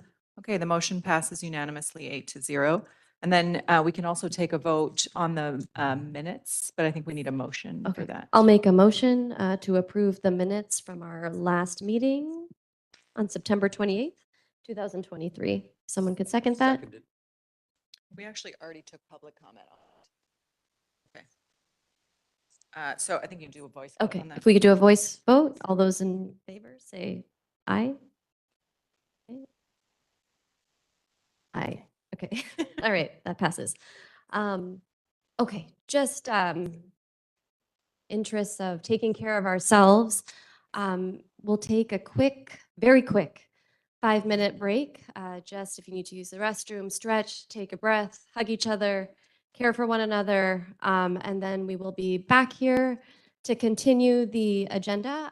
Before we go, I just again wanted to thank you, Marlene, for being here, for being so vulnerable, for being so honest, for being so brave and holding all of us accountable. These flowers feel like they fall so short, but we included some blue because we know they're Brian's favorite color. Many of us are wearing blue today in support of Brian, but thank you so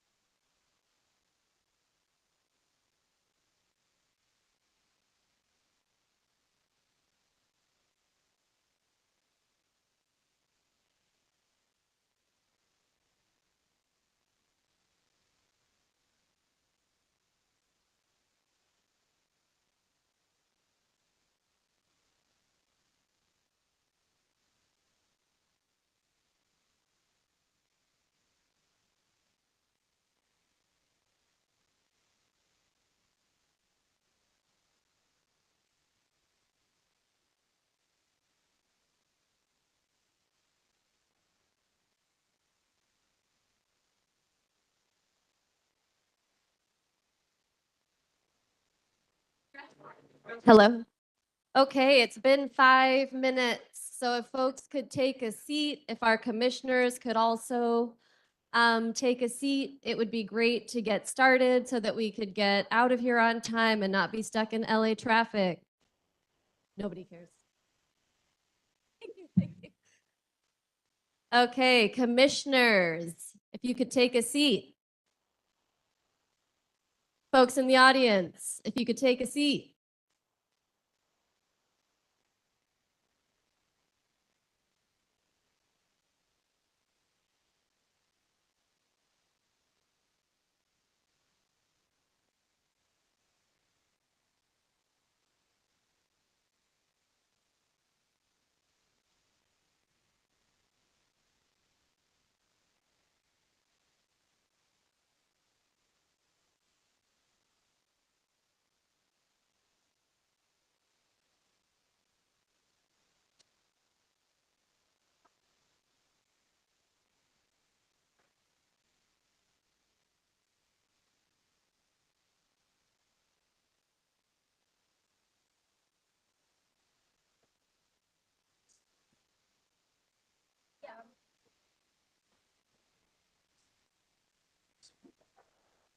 Okay, we're gonna get started. Do I just call people's names out? Where's can we have Deanna Carlisle and Eric Strong and Albert Bañuelos come up to the front, please? Okay, and if everybody else in the audience could take a seat, that would be much appreciated.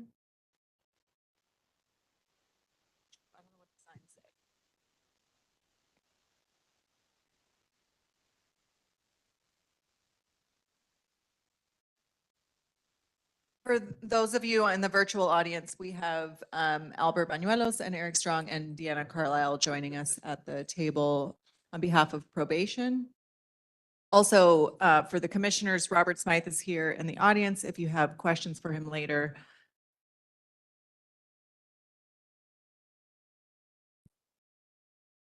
Okay. I think we're missing Commissioner Lewis and Commissioner Canales.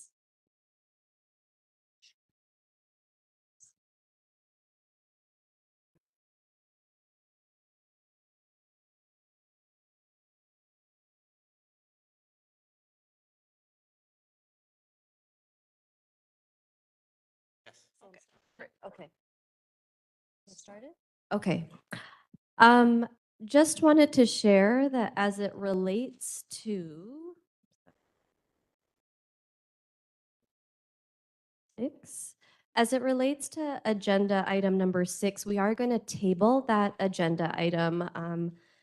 The Probation Oversight Commission is still completing their report, and in order to give it the time that it deserves, which we probably don't have today, we're going to table it for our next Probation Oversight Commission meeting. And that agenda item, again, is discuss and take appropriate action on continued efforts to reduce overcrowding at LP and other LA County probation facilities through ensuring least restrictive placements and girls decarceration. And again, the POC will present a report on demographic snapshot data of the youth who are incarcerated. That will happen at our December meeting. Okay. With that, we're going to move to agenda item 4, which is, yes, agenda item 4, which is regarding the probation department's progress on reaching compliance for areas of non-compliance with Title 15 and Title 24, according to recent California Board of State and Community Corrections inspections, and the progress on implementing the corrective action plans. We are pleased to have Deputy Chief Sheila Williams here to discuss this issue. Oh, I'm sorry. I think Deputy Chief Williams had to leave. I'm sorry, so who's going to be presenting on that? Is it just Mr. Banuelos? Okay. Okay. So we have Mr. Banuelos from Los Padrinos and Ms. Carlisle to report on staffing issues. Yeah, and then we're going to take some questions from commissioners after their remarks. Sorry.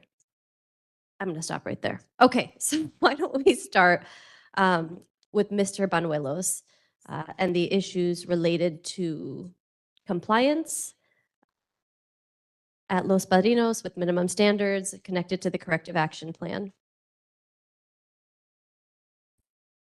So, Sure. I don't know if there was any direct questions to get started, but I can kind of give you an overview, or if that would be okay. I think it makes sense to start with an overview, and then I imagine there will be specific questions from the commissioners.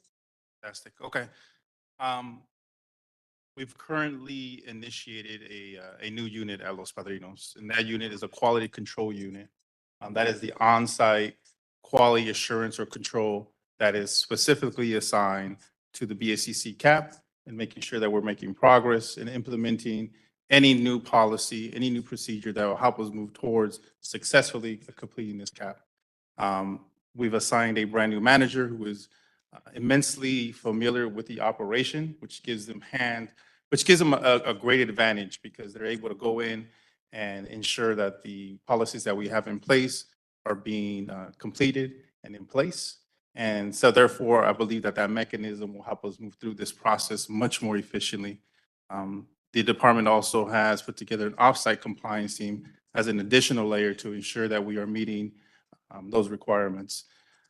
We have new recruits coming in. I have a new class, I believe is their first week. They're being trained on all of the requirements. We're also looking into expanding our video coverage room that I could have 2, if not 3 staff continuously man those monitors for looking for room confinement, looking for any movement that may raise a flag and how we need to ensure that the requirement is getting completed. So we're looking at different things to get them moving forward, but currently in place today is the new quality control unit that is going to oversee us meeting those requirements. Okay, do I need to go to public comment or do we go to remarks first? Okay. All right, so obviously related to compliance is the issue of staffing. So perhaps Ms. Carlisle, if you could give us an update on callouts, progress, lack thereof, that would be great. So when I presented a couple months back, I provided leave data, number of employees on continuous leaves, intermittent leaves, et cetera. And so we have updated those numbers for your review. I don't know if anyone had questions about any of those updates that you want me to address. I will bring your attention that the number of employees on continuous leave has dropped.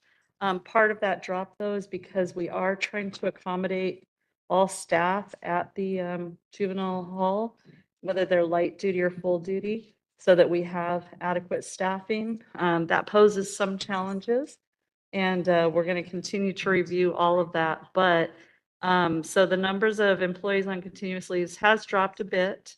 But the flip side to that is if you're there and you have an intermittent leave, that goes up. So the number for intermittent leaves has sort of gone up. Number of employees on modified duty department-wide. We're very focused on the modified duty, which is 2 components: permanent work restrictions, pending reassignment, meaning if I can no longer do my job because of some work restriction or functional limitation, and it's a permanent thing, then I could be reassigned to another job if I can't do that. So we have successfully been able to drop those numbers and get those people reassigned. We're working very diligently on all of these. Temporary modified light duty, again, those numbers have dropped a bit as well. So going through, we have the numbers specifically for employees on continuous leaves, and it's updated through October. So the percentage of department total of employees on continuous leaves out of the juvenile halls, and we are including SYTF, Barry J in that, is about 46%. Number of staff on intermittent leaves through our institutions, percentage of department total is about 31%. The number of employees with permanent work restrictions on modified duty pending a permanent reassignment to a different position is 28% of the department total. And then the number of employees on temporary or modified light duty, the percentage of the department total is 80% out of that one area. So that's obviously something that we're putting a lot of focus and attention on, how best to manage that, how best to have staffing, because unfortunately with light duty staffing, there are challenges and they, because of particular restrictions, they can't always provide the direct supervision, which is what we really need. Now, we don't currently have a system-wide process to track overall callouts for the department. We have a special callout system that we developed and rolled out in January of this year. Sorry, I'm fighting a cold. But the callout system is used by both the staff who are assigned to the institutions as well as the field staff who are being deployed to the institutions. So if I'm a field staff and I'm expected to work tonight and I can't go, then I would use the callout system as well. So we added in the callouts from Barry J through October 29th, and those numbers are cited. The callouts from LP through October 29th, and those numbers are cited as well. Just a note, because we prepared for the meeting and it was delayed, so those numbers are through the 29th, but they're pretty reflective of the overall. So the call out averages, as you can see, are provided to the very right of the column. I think you have those. Did anybody have questions about those? I'm going to start with Commissioner Mundo on the far right. If there are any questions either for Mr. Banuelos or for Ms. Carlisle. Yeah, I just have three questions for Ms. Carlisle. Can you define continuous leave and intermittent leaves? Yes, absolutely. So continuous leave means exactly what it sounds like. I'm off from a date to, for a particular date to another date, and I'm off for that whole time. So for example, if someone is off due to illness, surgery, and they're completely offline, that's a continuous leave. They return whenever their note says that they're deemed to return to work. Now, intermittent leave, that's something where I can tell you as a mother, I used it for one of my sons who tried to do something a little more adventurous than he should have, and he was injured. And so I requested intermittent leave under FMLA to care for him, and it wasn't continuous. So, you know, I would take a day here and then maybe take him to a doctor on Friday, and then I would work, you know, a couple days a week. So there are a number of reasons for people to have intermittent leave, either for themselves, for care of a family member. But it means that sometimes they're at work and sometimes they're not. One of the challenges with intermittent leave as opposed to continuous leave, if you know I'm going to be gone for 4 months, you can plan behind that. But if you don't know day to day whether I'm going to be able to show up and I have intermittent leave on file, it can be very challenging, obviously, to staff. And we do have considerable challenges in managing that because generally, if someone has intermittent leave, we don't get advance notice. So, and my last question is call outs. When I hear that, is it staff that are actually assigned to the juvenile hall that are calling out and those are the numbers you're tracking? Or is it staff, or does it also include staff that are required to do certain days from their regular job, their regular assignment, and perhaps call out the day that they're assigned to go to the hall? So the call out system tracks both because we do require anyone who's deployed, which is the ones who come in 1 or 2 times a week. Anyone who's deployed needs to use that system too, because that's how the juvenile hall is checking their staffing numbers. So it's in real time. So the numbers that you reflect both the staff who are assigned there on a regular basis, as well as the field staff who are deployed there. Which percentage is higher? Which percentage? Which Oh, one of has a call-outs? higher call out percentage? You The know- permanent staff or the deploying staff? We haven't tracked to that level. That's something that we can see if we can back into. We can look into that and see if we can provide you some numbers next month. Well, But I was just have- curious. but Yeah, I don't have those numbers in front of me. Thank you. Commissioner Terry? Just a quick question. How often do you run this data? And then what do you do with it once you get it? So for instance, seeing the trends, seeing the numbers, how does probation follow up? So we're constantly engaged in trying to manage our leave. We're partnered with DHR Central. So I represent HR for the probation department. I oversee all of the functions in probation, but there's a central county HR as well.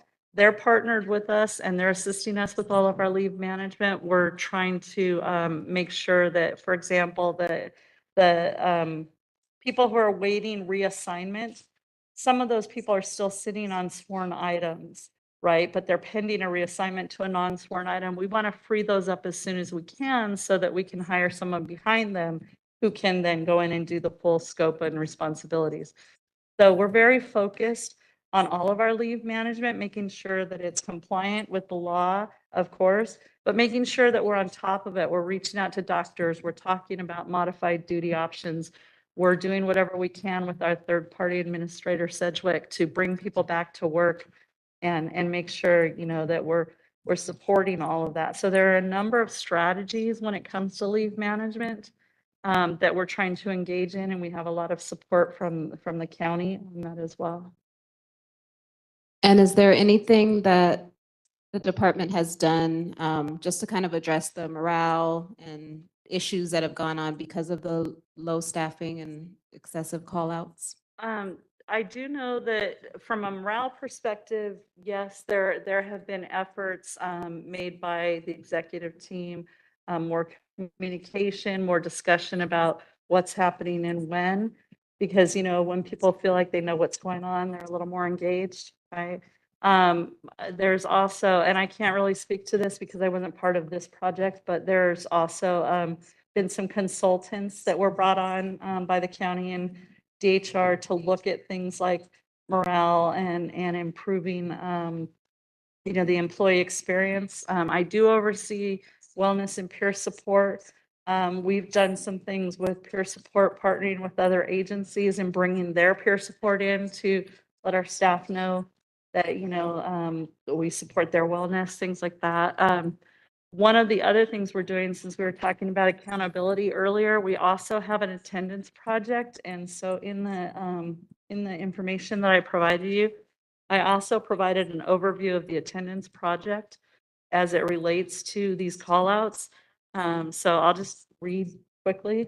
In May of 2022, working with the County Department of HR, we implemented a proactive approach to monitoring the systemic absenteeism issue within the institutions. Basically, what we did is the institution's supervisors were overwhelmed with daily supervision. And they expressed to us time and time again, they weren't able to go back and look at, you know, call out data. At that time, call out data was manual. There was a log, people would call in on a phone, talk to an OD, they would track it, and then maybe later someone would look at it. What we did as part of this attendance project is we took proactive action, and our performance management unit then took all of those handwritten logs and started to review to see if there was there were signs of abuse. So we have procedures and policy about how often someone should be out that's reasonable, you know, is it once a month, is it twice a month? Are people saying that I have FMLA and I'm calling out, but really they're not approved for FMLA? So wherever we see problems with excessive absenteeism, this attendance project, we were trying to lean in and then address that and hold people accountable.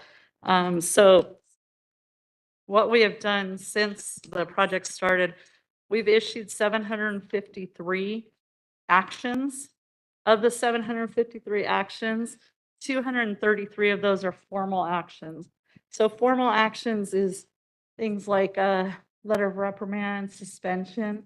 We even had a couple dismissals because people have had a history of attendance problems and they were sort of taking advantage of the situation where supervisors were too busy to hold them accountable and they were grossly abusing the system. So we've had a couple of terminations, but the majority of our actions, as you can see, 520 are notices, and the notice is a notice of expectation. And that's exactly what it's a letter saying, hey, we have eyes on. We see what's happening. Let us just remind you, this is a quid pro quo relationship, We pay you, we give you benefits, and we expect you to show up and do your work. And so those notices of expectation have been pretty effective in putting people on notice that A, we're looking at what's happening, and B, we're going to hold you accountable. We also issued about 134 to field staff on deployment related to their attendance, because again, the impact there is just as impactful as the staff who are assigned there. If you're supposed to show up on a Tuesday night for the PM shift and you don't, and you call out, it's the same to Albert as if it's his own staff. So altogether over 800 different types of notices and formal actions have been delivered since we started this project. Commissioner Lewis?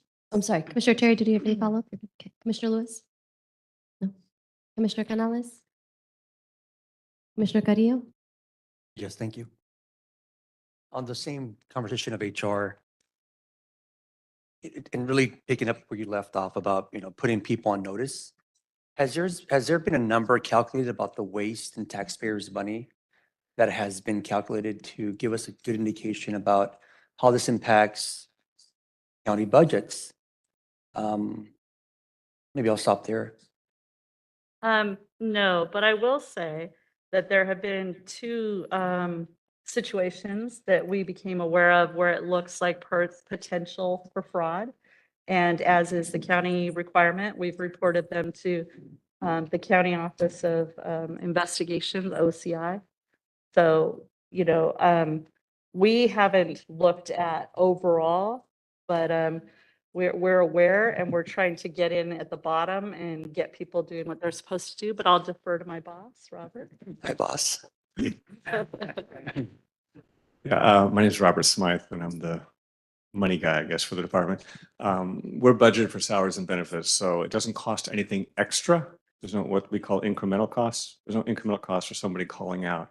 It just shifts the line item, so to speak, from straight salary to their sick time benefits, which they're entitled to.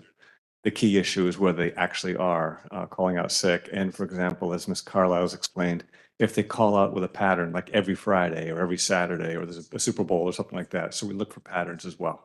And if their call outs exceed county standards, so the number of call outs per week or per month. So no extra dollars involved. Thank you, sir. So maybe here's a tougher question that maybe, at least I want to know. What can be done in the charter or maybe internal policies to excuse these people from employment of the county? So that's part of the project is holding people accountable. In all public sector, we look at corrective action as progressive. So, when I'm training managers on how to hold staff accountable, I go by the rule of three. So if Albert's absent 3 times and he exceeded, we're going to have a conversation on that 3rd time. If that conversation doesn't work, or that method of discussion or that notice of expectation doesn't work, we're going to continue monitoring. If we see, again, a pattern, we're going to go to the next level of corrective action, and we're going to continue doing that until, as I said, a couple of people did help themselves to other employment through this process. So, the critical thing is in being a public servant, a county employee, we got to show up. We can work with people who are injured, who are trying to heal. We have systems, we have processes for that. It's a good thing. FMLA is a good thing when people need it and they're not abusing it. But we're very mindful, and we're really trying to watch and monitor that all use of sick time, attendance, all of that is within the legal parameters and the county expectations. Thank you for doing that. I'll wrap up this specific topic in memory of, I'm gonna mispronounce his name, but Supervisor, is it Guinness? So I'm, obviously it's a very somber meeting, but thinking about the supervisor and knowing some of the factors about the stresses that he had as a human being, as an employee of the county. I don't know what was the reasons of his passing, but understanding and interacting with him and him being so involved and dedicated to the work and showing up and at times being by himself in the very, to some degree hostile environment with the specific population that can be very demanding. I wonder if these employees who are not calling in or who are not showing up and are not, being a team player in the situation where like Guinness could have had a great support there at that time. I wonder if they're being aware of the impact of them not coming to work. So I know this is not a direct question for HR, but I just think overall, these terrible tragedies that we're hearing about on both sides, where we can see the trickle effect and we can trace it back to just people not doing their part. So that's more of a statement than a comment. But I will shift over to Los Padrinos, and I just want a little bit more clarification on the quality control unit. Where exactly is it? Has it been like, is it like an A and B, M&N? Where exactly in the facility? The unit itself is not a building or a unit physically. It's more of a team that got put together under this new title of quality control. But they'll be working with every single individual unit, director. I've also placed a couple of our assistant directors underneath a few divisions to help again ensure as their primary function now to simply focus on BACC and compliance. So they'll be working closely with them as well. Thank you for doing that. And you mentioned also new recruits. Will new recruits be, the tapestry of this unit include new recruits? And is that something that's by design, or you think that's being done so they can understand the complexities of the job? Yes, I think that you guys are no stranger to some of our dilemmas, and retention is a big one, not just with LA County, but throughout the nation in our field round. Retention is a problem. So the newest class that just came through, we're working very diligently to not just place them into units, but to keep them in small groups together. And we have them in the less problematic units currently. Just getting a feel for the job. A good sign would be a couple of them even say, hey, I want to work overtime and go work in the tougher units to get my feet wet. And so next week, they'll kind of get their feet wet into those units. So we're just trying to be very intentional with the incoming classes, but they will have direct trainings from the quality control unit itself to ensure that they understand the requirements of BACC when they're in those units. Thank you. Okay, I got a few questions here. First of all, I know that Barry J is for SYTF and Los Padrinos is the hall. But it's interesting when I look at this number for October, there's a 1,900 difference in call-ins. And I'm probably going to say that percentage of that is people that are temporarily assigned as part of their duty assignments to come down there. And I think you answered it, but when we track absenteeism, we're also tracking those that are supposed to be assigned there for part of their work week or whatever that are not showing up, and we're looking for those patterns? That's correct, yes. Okay. The other question is people have to work a double shift. What is the likelihood they're going to be calling in? So we are aware of that, and when we start to flag somebody, for example, that's one of the first things we look at is whether or not they were held over, and that's the reason for the call. Because that would be again a legitimate reason for somebody if they had worked over an excess of hours. So we are monitoring that as we're looking at the attendance and the reasons for call-outs. Okay, this might be for it's a county issue than you, but I'm talking to staff that are light duty or called in and actually talking to deputies from LASD. They all seem to have a common denominator here with Sedgwick being the holdup of getting them back to work or getting them treatment. Did you do anything about that? So we have had discussions with CEO Risk Management about Sedgwick and what we can do to make sure that we're being as efficient as possible with them. They've asked us to alert them whenever we have particular situations. And so when it comes to our knowledge in HR and in DMC, which is our Disability Management and Compliance Unit, when we're made aware, we partner with the county CEO Risk Management and let them know, because obviously, that's our vendor. They work for us and we want them to be as efficient as possible. Okay, and then lastly, I do have the opportunity to So interact with. one second, Commissioner Meredith. Deanna, could you just explain what Sedgwick is for folks listening? Oh, yes. Sedgwick is a third-party administrator, meaning they don't work for, they're under contract with LA County. They're not part of LA County, and they manage our workers' compensation process. And so that's. Okay, and then lastly, you may not have a complete answer to this. When we hire these recruits, I have a chance to interact with them. I always ask them, what training have we provided you to go out to the facilities and work these facilities? And they go, yeah, they've told us about it. And when I interview them, they really haven't been trained what they're going to expect. And the other side of that is, within the first 3 months, how many of them resign? And if so, do we do an exit interview? Okay, so I can't tell you within 3 months because I didn't pull that particular information. I do know that since we started the hiring, and we started our first academy back in January, we've hired about 192, and this is out of memory, I apologize. We have about 132 currently still with us. So, and again, I'll give you exact numbers, but that's my understanding. So we have had turnover, various reasons, and yes, we try to have an exit interview with everyone. Obviously, that's up to their judgment.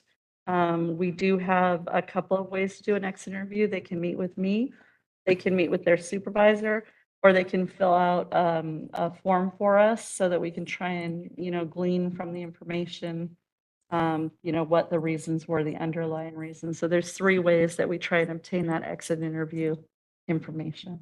Thank you. If I could add a little of that just for some context. I had the privilege to oversee Kilpatrick for a while. And when I was there, we were able to create and implement an onboarding process. So that process brought over to LP not too long ago, and we're formalizing it. It looks a little different from camp to juvenile hall, but it's really the focus on giving the opportunity for the new recruits to come in with a coaching mentality behind them, keeping them together for the first few weeks, having them learn slowly, because again, retention, as you're bringing up, is one of the biggest challenges. So we're paying close attention to their integration. There was an officer not too long ago, we decided to pull him off the line just for some coaching. He felt he wasn't maybe kind of stepping up, and he had some questions himself. We encouraged him, offered him some services, and we want to get him back working with his coworkers. So we're keeping a close eye on all of them, because we know at the big picture, it affects our overall staffing. And so bringing in these new recruits is helpful, but we want to keep them and make them feel supported. So once we formalize the actual onboarding process on paper, make it part of the LP kind of policy, then I'll definitely share that with you guys. Thank you. Commissioner Garcia-Lace? Thank you. First, for Ms. Carlisle, would you say, is it true that at Los Padrinos, the staffing numbers are slowly increasing as more full-time staff are reporting to work with more frequency? I'm actually going to defer to Albert on that because they track the daily staffing requirements. I came with 2 numbers, and forgive me if I don't have more, and I can get more, but I came with the average of our full duty reporting for the month. There was a big uptick from September. We averaged about 105, and then in October to 124. Already early this month, just because I'm looking at the numbers every day, we've already hit 3 or 4 days over 100. That is extremely different from when I first got there in late July, in October. So in my opinion, being there on the ground and speaking to the management team and looking at the numbers, there is an uptick in full duty reporting, and that could just be various reasons. So we're hoping the culture, the settling of the facility itself is adding to that.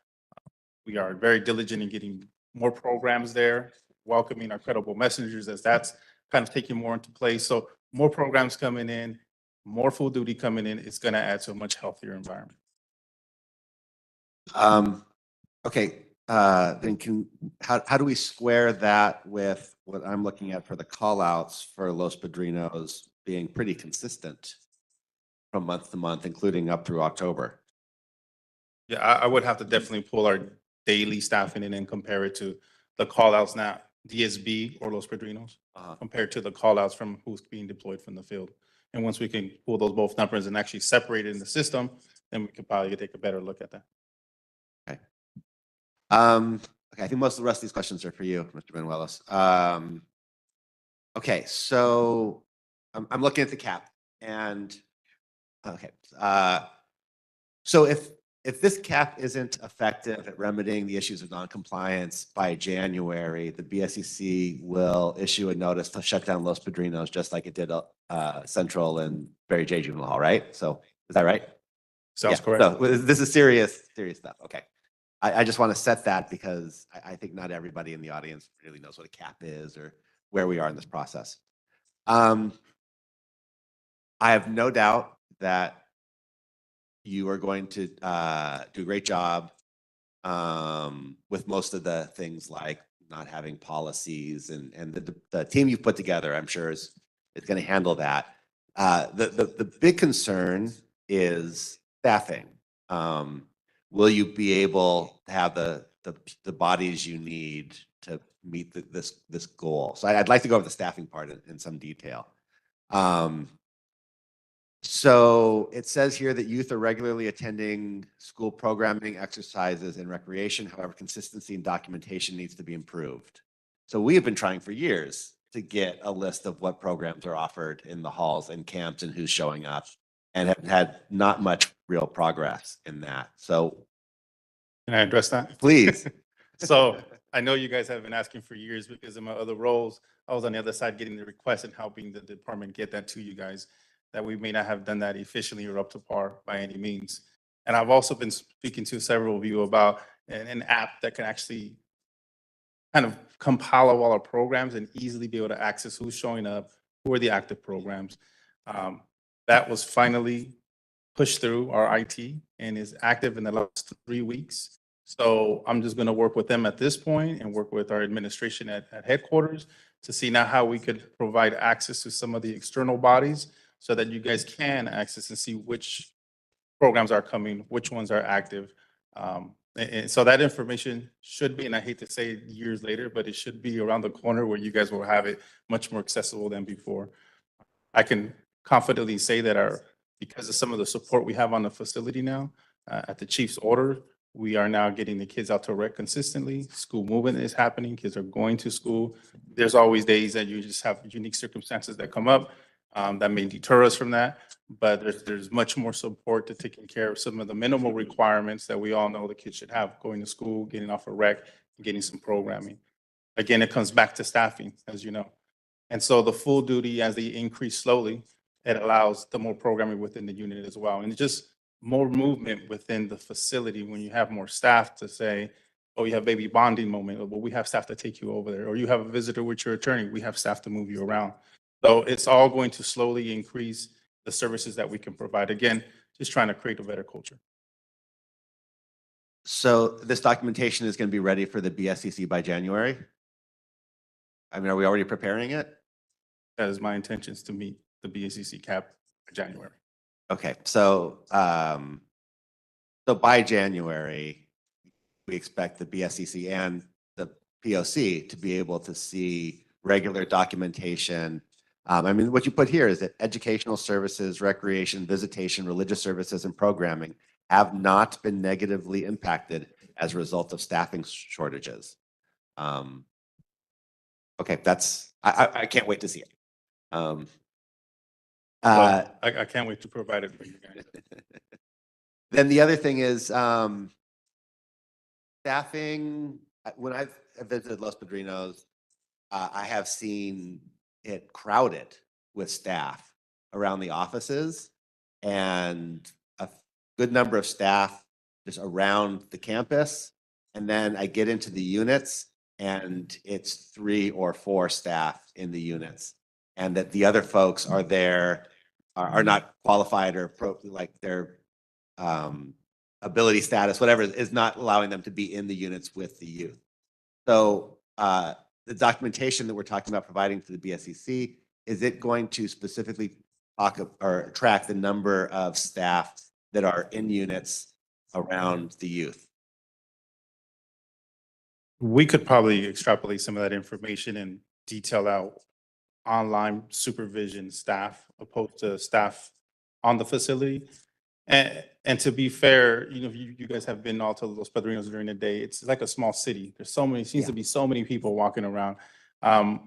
What is not easily done is to identify who's who. So a lot of the people are program people coming in, helping out from external agencies, our partner agencies. We just have a slew of people that are on that site that may not be probation at all, or maybe probation with some limitations. So I know the appearances, there's just people everywhere. Why aren't they in the buildings? But I could assure you, if they have the ability to be in the building, we're placing them in the buildings.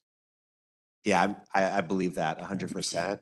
My concern though is that we're going to have numbers that show we're meeting minimum staffing ratios. But if you actually go visit a unit, it's an unsafe situation for the staff because they don't have enough to be able to safely interact with youth.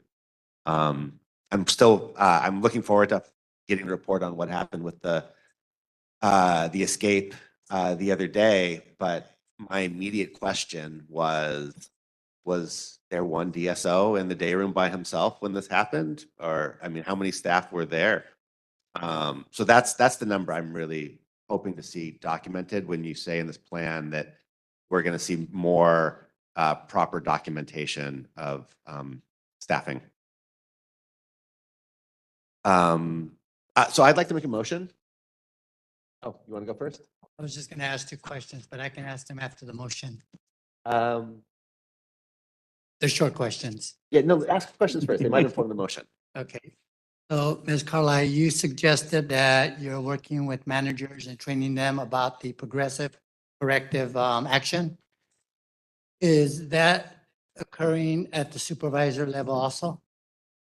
Yes, so in January, we rolled out HR trainings specific and separate from, we have what we call supervisor core, which new supervisors are required to go through, but just like other training skills, there are perishable skills too. If you don't do discipline or you don't do leave management all the time, you're not going to know whether the law has changed, whether the process has changed. So we're doing monthly trainings for managers, any supervisor, and we're also doing ad hoc trainings where we'll go at request of, a management team, LP, Barry J. We just did one yesterday, the day before. Was it for you? Or so we're trying to do our best to make sure that our supervisors have all the tools and knowledge to be able to do the work that they have to do as well, and holding people accountable.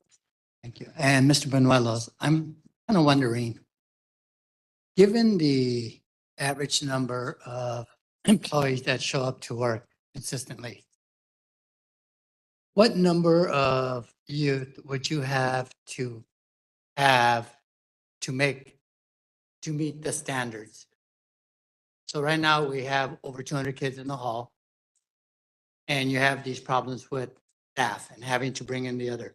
But if you just had the consistent number, let's say it's 100, each shift, how many youth would that equate to? I think I understand your question, and you're familiar with our organization. So it's a little difficult to always give a broad number because different units are staffed with different kids and a different amount of kids, right? So you see, you have a DD unit, right? Youth that need a little more attention, a little more challenging because of so many reasons. You may overstaff that unit, right? But the unit next door, or maybe your 18 and 19-year-olds, a little more high functioning. They have a steady program. You may just have to go with the state requirement, which is 2, right? Or we will never leave one staff alone. So our minimum would be 2 that could cover a day room of 15 young people. So it's kind of hard. We shoot for the number of 90. If we're above 90 full duty, that allows us to staff our current units, which we have 10 units open. If we hopefully do not increase the population and we need more capacity, well, then we have to then tackle and reallocate some resources and where we can get them to staff them. So we're always looking to staff at the minimum, but at times, because of also one-on-one supervision that may be put on through Department of Mental Health or ourselves, I have a unit full of 10 officers and 6 of them are for one-on-ones that are in there. So it just kind of depends on those dynamics. And I hope that's a fair answer. It makes sense. Thank you. Yeah, welcome.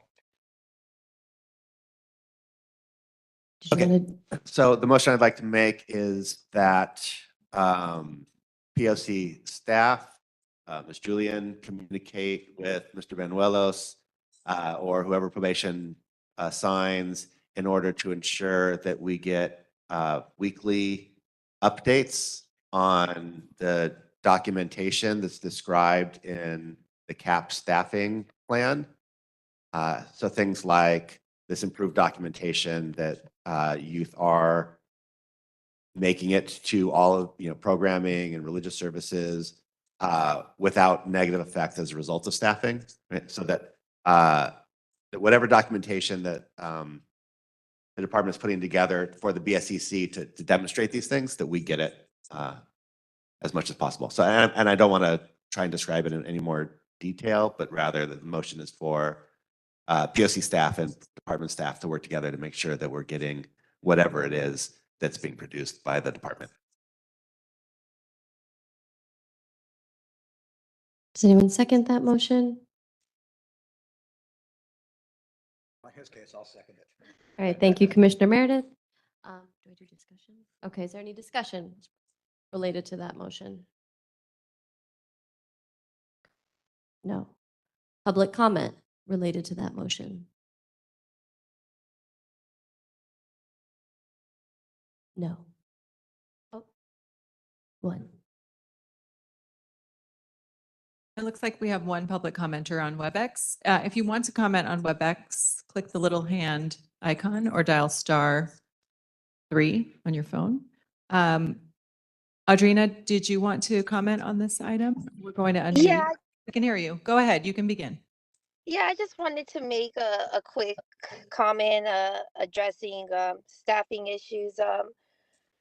Just from the outside looking in, and based off my own personal experiences, when we walk into, as a parent, when we walk into the juvenile halls, we go through a very thorough search with search dogs. And, even at Barry J. Nidorf, they made us undo our hair and everything like that. And I don't see the same, I guess, security as far as when probation gets searched. We're taking off our shoes and everything. And just, I'm watching the probation officers. I'm a very observant person. So I'm watching them enter the building. I was like, man, just hypothetically speaking, I was like, he could just walk in with a whole bunch of pills and no one not even realize it. Because, coming down on the security of these problems, and especially the overdose, which is a big one, and it's concerning for me as a parent. I can speak for a lot of parents as well. On that, I just trying to help remedy these issues, and I'm just like, man, they don't even have the same searches that we're subject to. So maybe could be some more improvement in that aspect to how how contraband enters. And even within the clear bags, there's like a lot of stuff. You don't even see them going through all those clear bags. And it's just a lot of improvements, in my opinion, just from the outside looking in. And just something I wanted to do a brief comment on. Thank you. Thank you. Next, we have John Allen. John will unmute you. Yes, these are comments specific to Commissioner Garcia-Lay's motion regarding POC staff receiving weekly updates regarding the documentation necessary to complete the corrective action plan. John Allen, we're going to unmute you. Okay, can you hear me now? Yes, we can. Okay. I don't know if my contribution is directly responsive to the motion, but I'm a head deputy with the Los Angeles Public Defender's Office assigned to our juvenile operations. And there's some information I wanted to share with the commission today concerning the experience of our staff, specifically attorneys, paralegals, and social workers, attempting to interview our clients at Los Padrinos, and met with what I think can fairly be characterized as unacceptably long wait times of 1 hour or longer, which infringes upon both our minor clients' constitutional rights to counsel and due process, and of course our attorneys and support staff's ability to carry out our jobs. The same problem is encountered by court-appointed confidential experts who we have appointed when they go in to speak to clients privately. They encounter the same wait times. It creates a major problem for our operation and threatens our clients' constitutional rights. Final point that I wanted to raise this afternoon is with respect to phone calls. When we try to call, our staff attorneys try to call to speak to our minor clients in the hall, there's no ability to speak directly. We have to leave a message with staff in the hall, and then we don't get calls back ever from the minors. So effectively, we're without the ability to speak to our clients by calling them on the telephone. That's what I wanted to share with the commission this afternoon. Thank you. Thank you, John. Ismail, is that the end of public comment? Okay, Ramona Barajas, we're going to unmute you. I don't want to speak on the motion itself, but I do want to make a comments on what was spoken before Okay, to make this motion. Please And- proceed. Yes, and so I just wanted to address the part about that there's no cost for the call outs, but there is a cost. When people call out sick, somebody else has to replace that shift. And so that person might be inquiring overtime. So there is a cost. And the fact that they might be doing more hours increases the possibility of a medical leave.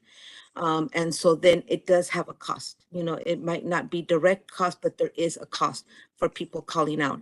And secondly, there was a mention that if these things at Los Padrinos do not get fixed, it might be shut down. And I really encourage that there has to be a plan B, because you know, I've been at this for 2 years following everything.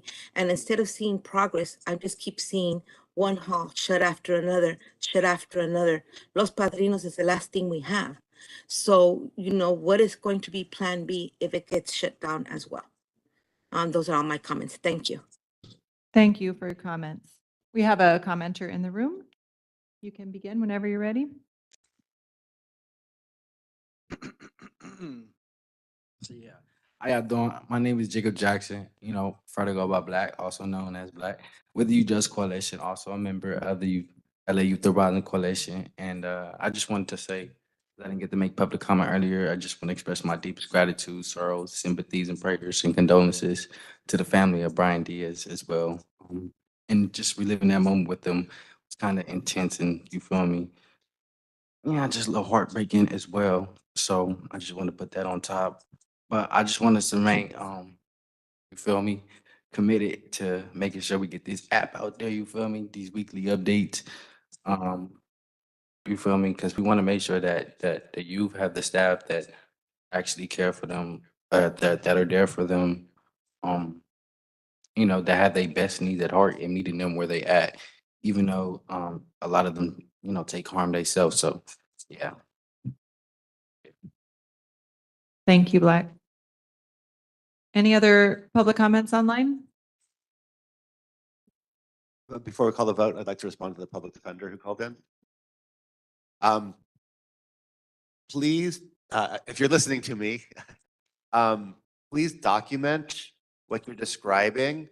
We have, I would like to think of the BSEC process as an opportunity to improve things. So if you're able to document whether or not staffing is sufficient to allow attorney visits, that's important information that could be provided to the BSEC, to Allison Ganter in particular. But along with that is, please don't blindside the department with this information the day before BSEC does their evaluation. Like, please share that with the POC or with the department if you're able to document it, so that we can use this as tools to fix the problem. Yeah, my 2 minutes is up. Thank you. So I have some questions, but I don't know if they're related to your motion or if I should just wait. Is that?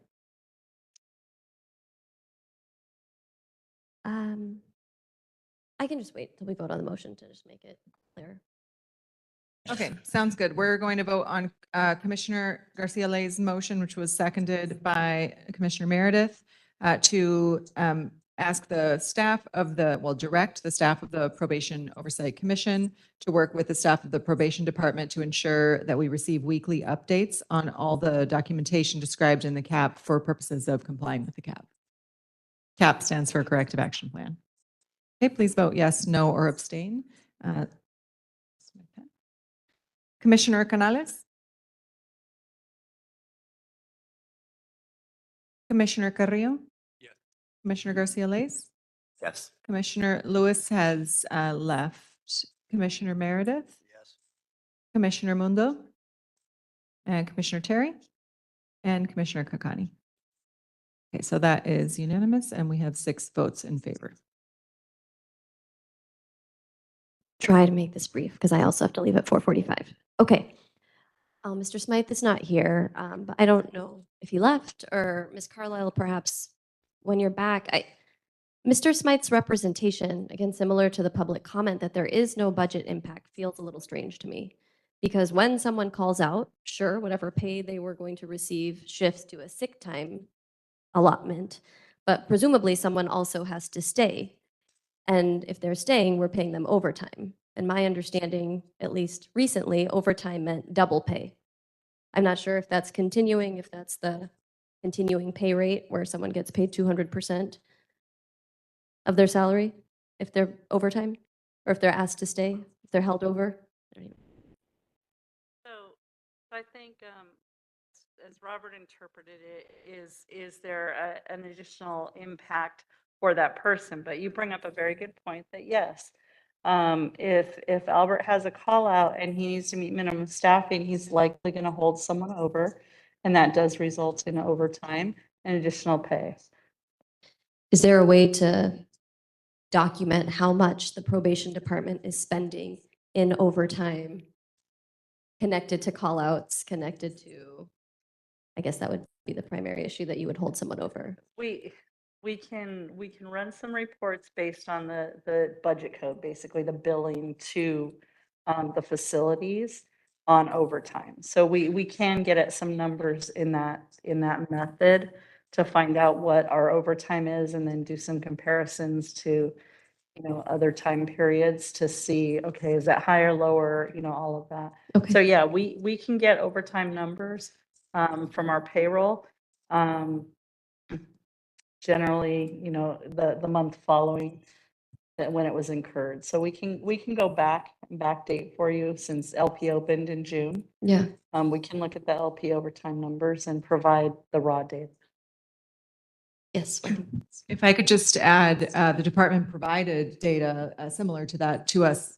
Gosh, Deanna, was it 2 years ago when we were conducting our research on the 56-hour work week? That was very specific and facility specific. So we also have some data we could compare it to, although the facilities usage has changed. But I'd be happy to follow up with Ms. Carlisle and Mr. Smythe about that request. Yeah, I think that would be super helpful. My second question is just related to these numbers and the call outs at LP, right? Because in the month of July, you had 489 people calling out that month. And by the month of October, you have 1,024 people calling out. I'm assuming that's for the entirety of the month. And I think as it plays out, for example, in October, on average, you have 35 people calling out every day. And so if you need 90 full duty staff to be there in order to meet the needs of these young people, when 30 people call out in the morning, does that mean you're asking 30 people to stay over? Does that mean I guess I just don't understand how that corresponds to the very first item in the corrective action plan around meeting staffing needs when on average you have 30 folks out of potentially 90 calling out. Yeah, fair question. I could answer that. So it's a combination of things. It's the chief's order to have field officers deploying. So that makes up some of that staffing need. There is some holdovers, not as many as we have seen in the past, but there's still some holdovers. So the combination of the holdovers, deployment staff, that really helps us meet the daily functions that we need to meet. Okay. And I'll add a little point of clarification. All staff who are assigned to report, whether they're full duty or light duty, still have to call out if they're not going to be there. And so it's not necessarily reflective of what you're talking about, the ones who are full duty and able to go in and do that one-on-one supervision. Yeah, because we have a number of people, as you saw in the report, who are currently on modified duty. Yeah, I guess I don't get how that works then. So like for the AM shift, you need 90 people there, whether they're limited duty, full duty. Is that how you Full duty, we need 90 people on site. on to- site? to So pro- they might be to pro- modified duty, but they would still make up that 90? 90 on site to provide direct supervision. Okay. So we could have, and Ms. Carlisle pointed out a good point, if you have 35 callouts, maybe 25 of those are already on light duty. So they really would reflect the unit supervision aspect. My third question related to this app, does it also include why programming doesn't occur? Whether, after the incident last week, it appeared that the facility was on lockdown. So presumably no programming occurred. I'm not sure for how long. But will the app kind of document that's programming didn't occur because of staffing, or programming didn't occur because of a lockdown, or programming didn't occur because the provider didn't show? Not sure exactly the question that you're asking, it only because, so programming resumed Monday afternoon after the incident on Saturday. Okay. Full programming, lockdown was lifted. But are you saying when traditionally anything has to be shut down, is there a? I'm just saying, generally speaking, right? If you're tracking whether or not programming is occurring. Yes. Right, in this app. And how Oh. many young people are engaging in it? Gotcha. That Are you app. also documenting if it doesn't occur, why it's not occurring? Thank you for saying that. I thought you were saying act. So now that you say Sorry, application, I got it. application, yes. We intentionally didn't make it as robust as we probably wanted to be on the onset. And that's only because we didn't want information that we could consider maybe confidential to limit the ability of people accessing the app. For what we have identified working with you guys over the past years, and the BOS just wanting to know how many programs are in the facility now. What is the calendar? So when we walk in, we know where to go. That was the intention for the app. It does track how many participants, but it wouldn't show you the actual names. Sure. And those who didn't, it wouldn't show you exactly why. We may have some other applications we could in the future kind of bring together to make that more robust, but that's where we're at today.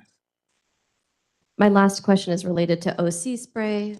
One of the regulations under Title 15 is that there should be an outline of the facility's approved methods and timelines for decontamination from chemical agents. And this is kind of like a broader issue related to that. So obviously, the Board of Supervisors mandated in 2019 that all facilities phase out the use of OC spray. Following the July incident, LP reinstituted the use of OC spray.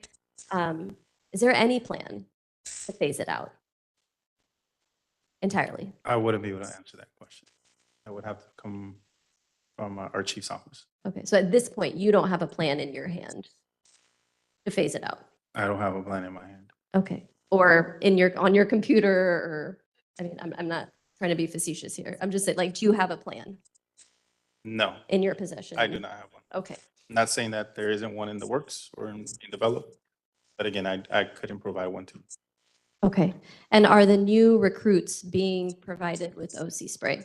I know you said that a bunch of new folks are joining. Any officer working in Los Padrinos is afforded OC spray. Is the training ongoing related to, I know there was some training that was associated with the phase out of OC spray. Has that all stopped as well? I'm not aware of a specific training, so I couldn't, with any accuracy, give you that. I think Commissioner Kokani is referring to the 40-hour, 80-hour de-escalation training that was merged with the OC spray training. I don't know the answer to the question, but I think that's what you're talking. Right, unfortunately, I don't have a confident answer to give you in that. I don't have any other questions. Oh, yes, Commissioner Terry.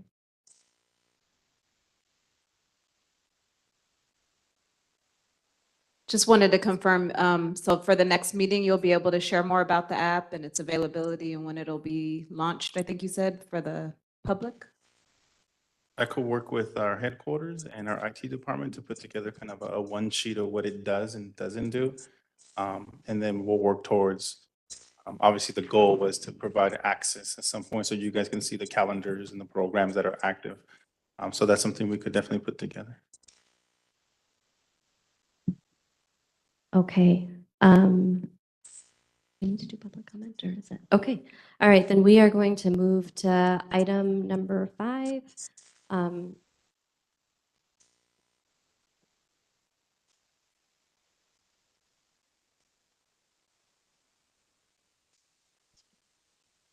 Okay. Because we only did public comment on the motion, technically, although I think public comment was provided more broadly, we do need to make space for public comment related to the agenda item in general. Is there any public comment in the room? Oh, sorry, I should let you handle that.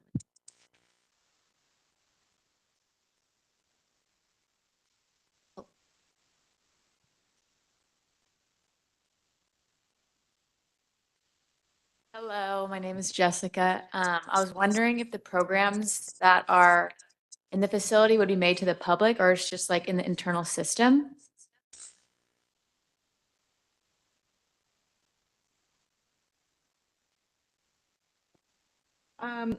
That's actually a really good question. And I know, I certainly don't speak for the probation department. I work for the executive office as the executive director of the Probation Oversight Commission. But I have had, I don't know, Albert, has it been 2 years long of conversations about this with the department? And I know the department has some concerns about publishing a lot of detail around the programming because of concerns about the ability to identify when youth are participating in certain programs. So as of now, we have been receiving actually on a regular basis PDFs, like paper calendars of programming.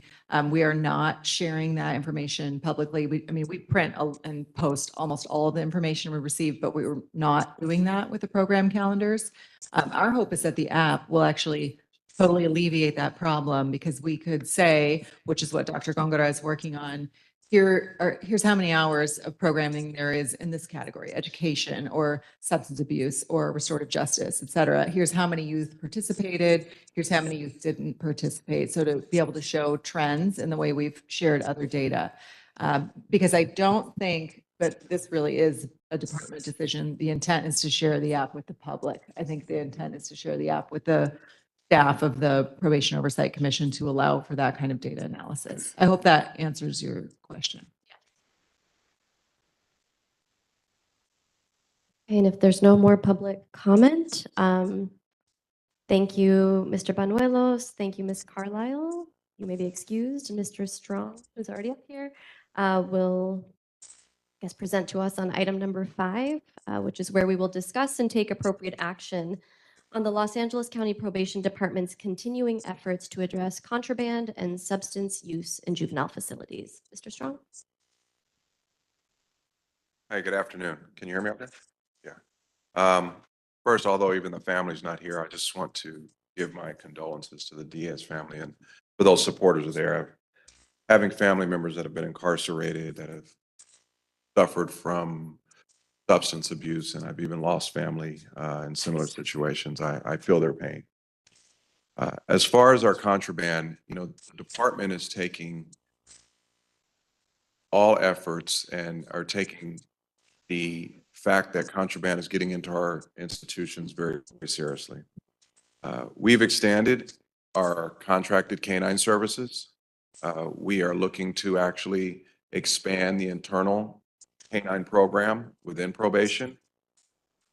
We are looking to partner, in a sense, with outside agencies that have the technology and the expertise to do some of these investigations. One of the things that is very important is not simply intercepting contraband, but also putting forth the effort and the investigative process into finding out how it's getting in, who's bringing it in. So that is something that's very important, particularly from a law enforcement perspective. We're looking at policies, and we're implementing new policies about entering our juvenile institutions, particularly for our staff. Technology newer technology in terms of baggage scanners, in terms of body scanners. I think I heard it mentioned earlier today. Those things have been researched. We are looking into providing additional information, but we're also working through the very tedious process of moving some of these, high dollar items through the county in terms of actually getting them in place. Netting, drug contraband, detecting technology. These are all things that take time. And we are presenting what we think are very, very strong solutions to some of these issues. And again, it's just a tedious process, but we are moving that process forward.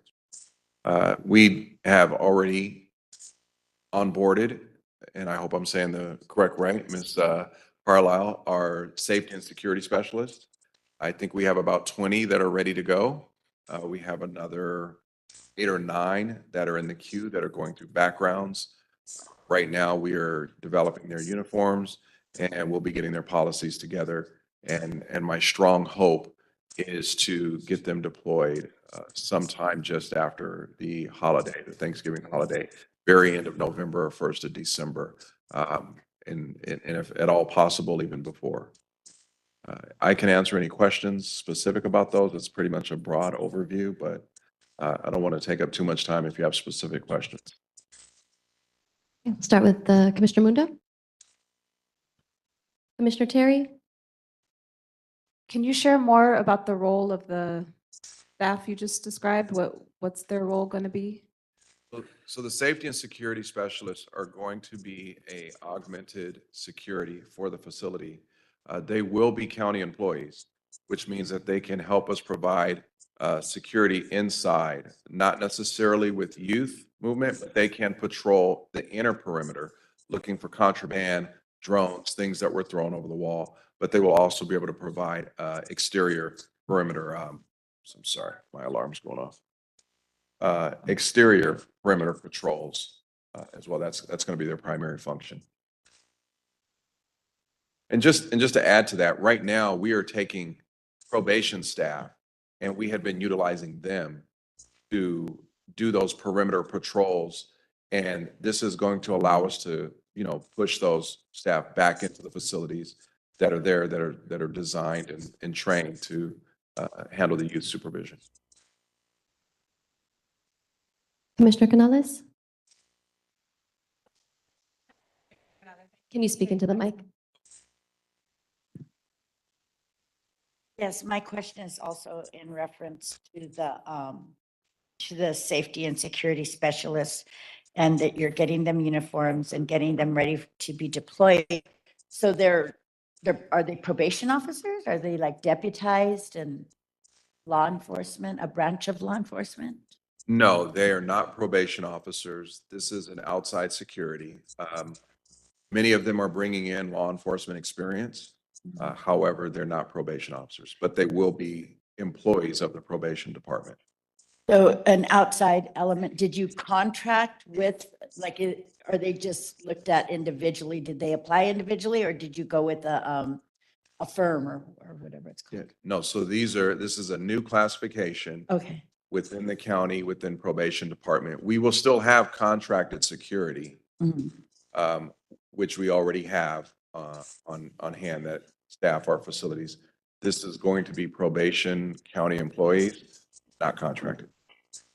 Okay. So yes, they've gone through individual application process and have been vetted through human resources. And this is all to combat the drugs, to keep the drugs out of the facilities, right?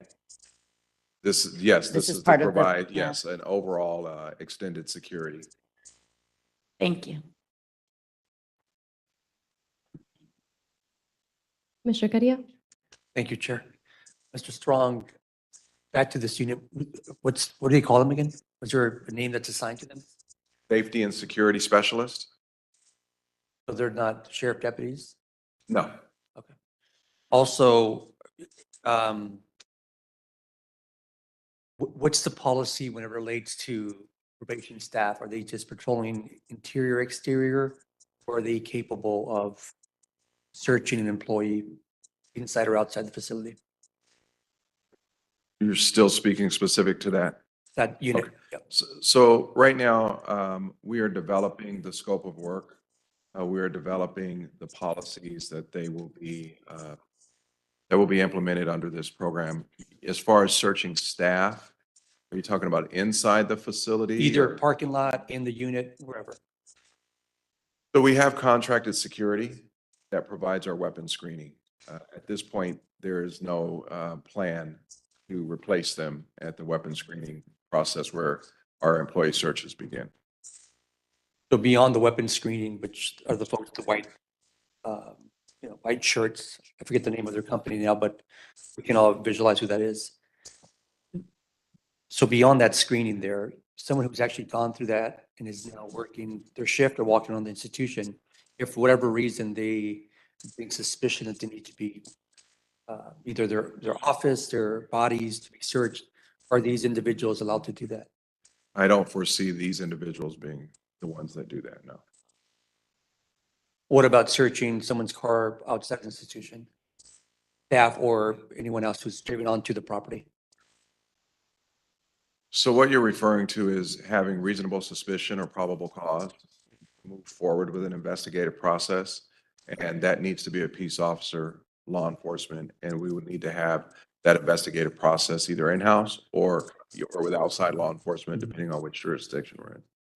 So on the outside, what limits do they have? Are they there specifically to observe and then call law enforcement, or are they there to observe and then contact the supervisor on duty? What happens after something is located? So they will be providing security as, I don't mean to say it in a way that's not being definitive, but they are going to be an additional security. They will observe and report. They can observe and take action. Yes, they can, detain people if they see them violating certain laws or rules, but I do not foresee them taking full law enforcement action in terms of searching. They will have to contact law enforcement to come out and take over at some point.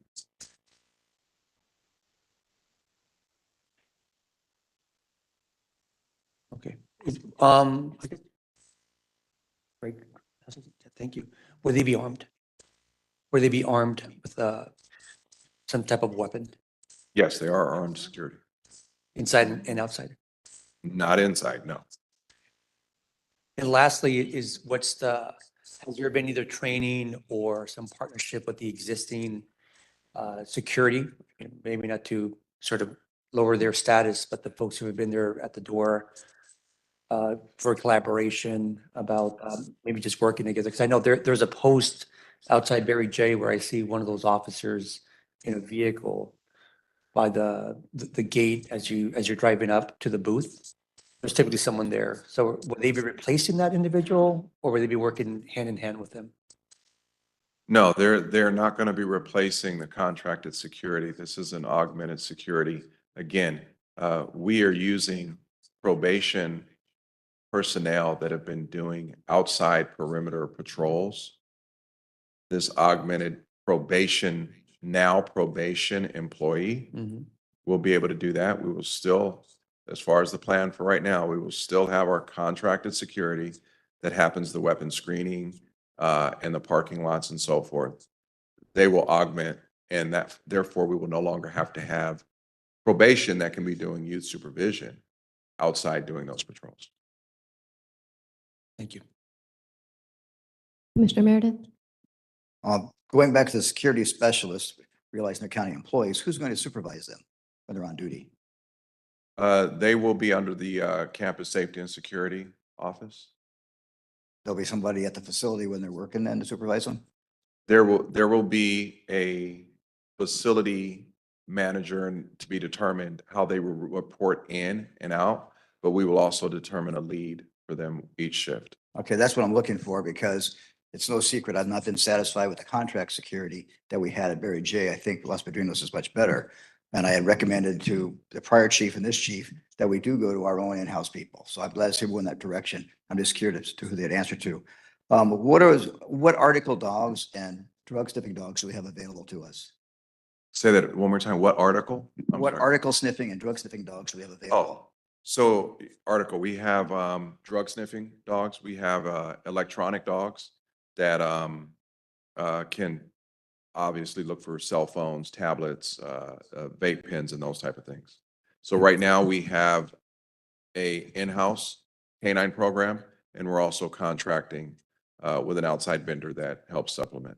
Okay, now I'm going to throw a couple of examples at you. I've had, the chief's heard this from me and the prior chief heard it from me and the prior chief before that. And that is that we don't really have an investigative body to handle something that happens at the facility. And we really need somebody says, okay, we got contraband here. It was brought in by somebody or it was delivered by somebody, drone, whatever. Who's going to investigate it? Where are we going to retain the evidence? Who's going to file the case? And we don't have that in place. And I think because of that, a lot of things have gone under the radar. For instance, I know in one case at Los Padrinos that 5 vape pipes were brought in with marijuana in it. And it was brought to the attention of the supervisor and it was brought in by a mother and he says, well, okay, kick her out. And I have no idea what happened to vape pens, right? But there was no process. She should have been arrested. B, there was no process for resolving this. And so these are kind of the concerns I have regarding this, thing, because I know a lot of contraband has been intercepted recently, including by drone deliveries.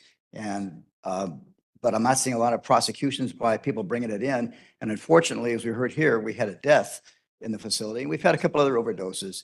And, coming from the sheriff's side, you understand the custody facility management and the security issues.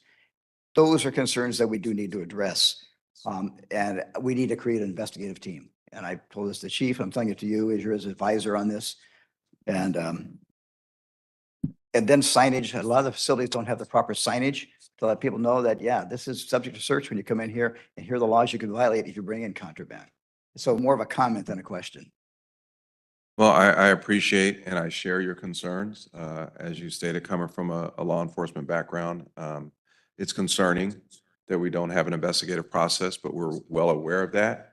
And we are looking to implement that and build that in. And as I stated earlier, one of the things that we want to do is use some of our contacts to bring in those agencies that do have the expertise and technology and ask for assistance.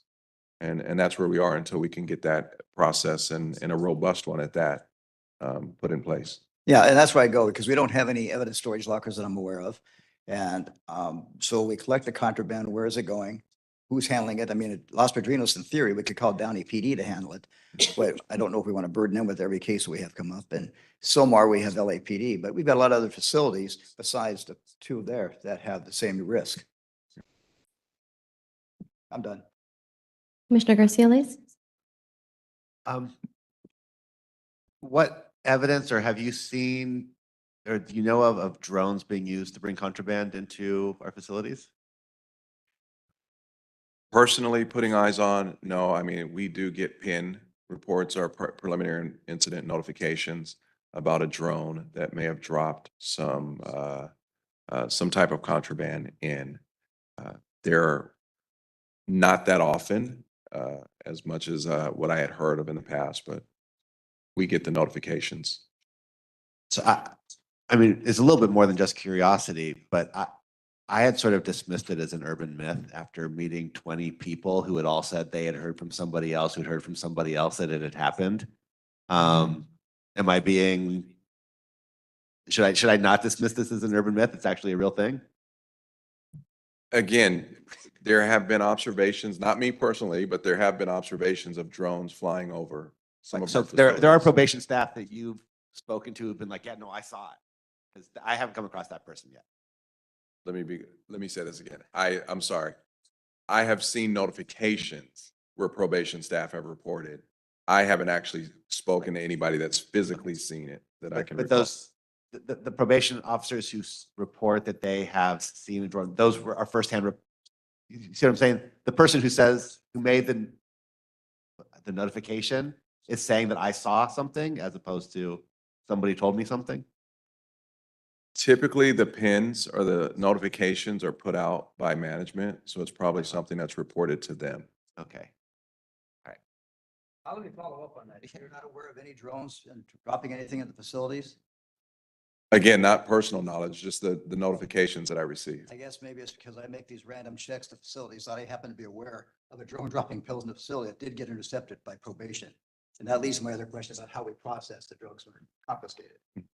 So we may be talking about the same PIN notification. Again, that's a notification that I received about a drone that was found in one of the facilities. I'm trying to answer this and saying, I haven't personally seen this. I have not personally heard of it other than the notifications.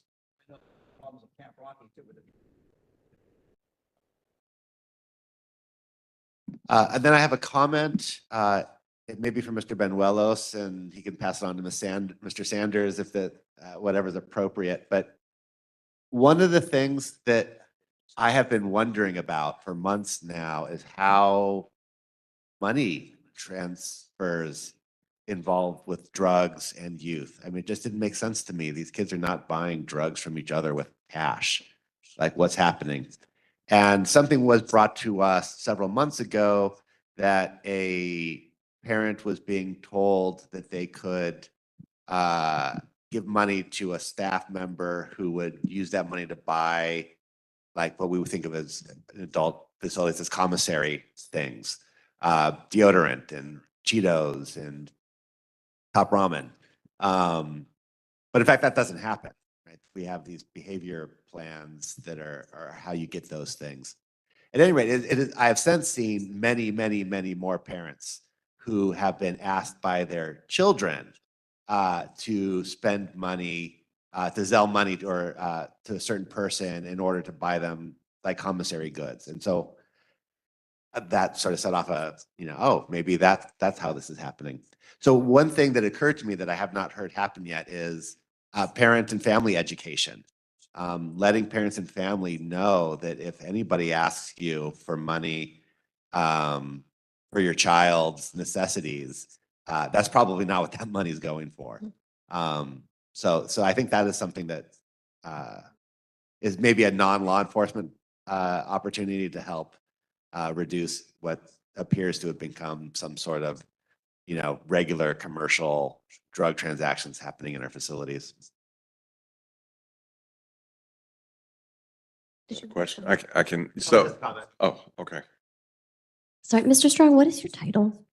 Are you like head of security or? Chief Safety and Security Officer. Okay, with the probation department. Yes. Okay, so when you were notified of like a pin that a drone was dropped, I don't even know actually what the right verb is. A drone was seen, intercepted, and it may or may not have had contraband of some sort.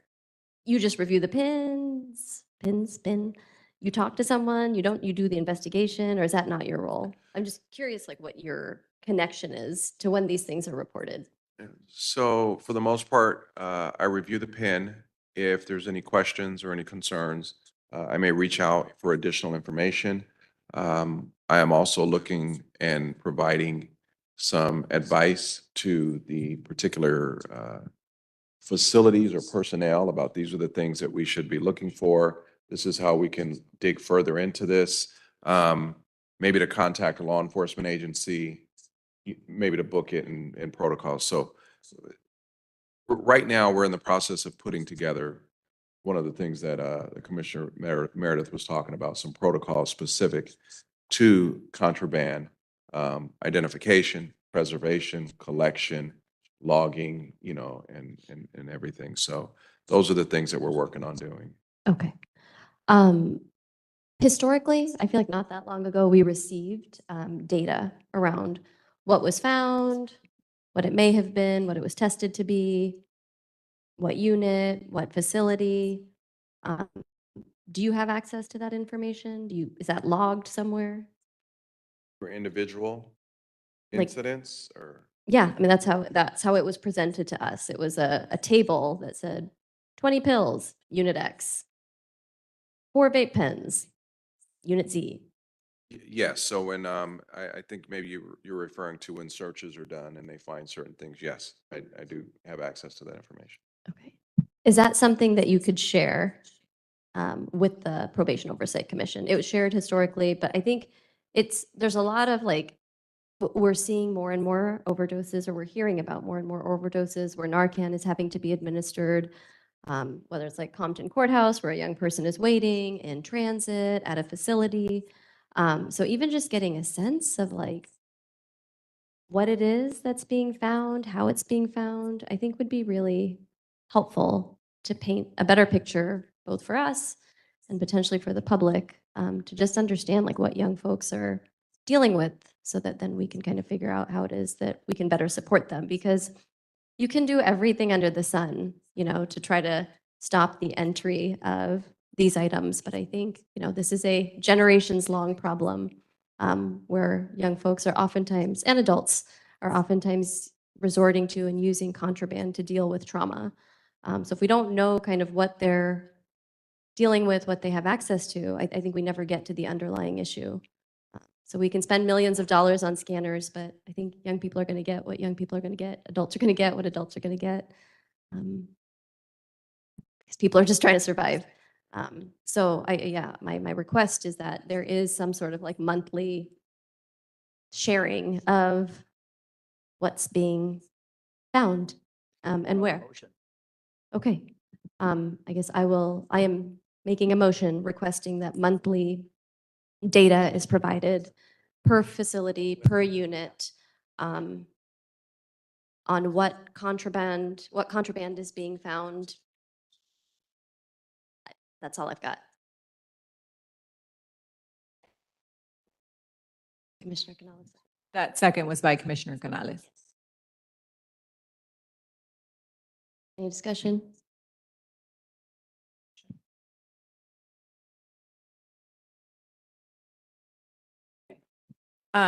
My comment on the motion would be that I'm happy to work with Mr. Strong and also Mr. Bates from the OIG, to share with you what was shared before. So you don't need to write anything down because I'll send it. Got it. Thank you. And so that we can just get an update on that. I assume that's what you're asking for, is something similar to what we received previously. On a regular basis. Yes, correct, on a monthly basis. At this time, if we could just, in the interest of time, take public comment related to the motion and to what's been discussed. There are folks in the room or online. Raise your hand.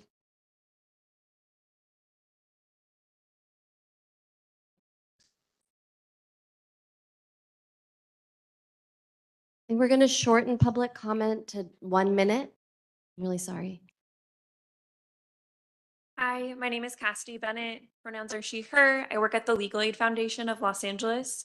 I'm actually going to share a little bit more later in general public comment because I want to talk about some Public Records Act requests that we've made. But Chair Kirkani, to your motion, I think it's really relevant that a lot of the young people that are here today have been part of preparing those Public Records Act requests. And just as you were saying, really need that transparency and understanding of what's going on within probation. Probation has a lot of information about them. They need that information as well. Thank you. Peter Shuton, I was just going to suggest that included in that motion, you might want to consider how that evidence was handled and disposed of.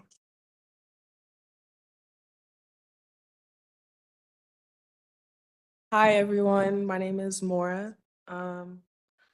As a young person, I have fought for changes to protect young people from the harms that come with being in the system. Throwing a youth in a cage for probation violations, not documenting, isn't just.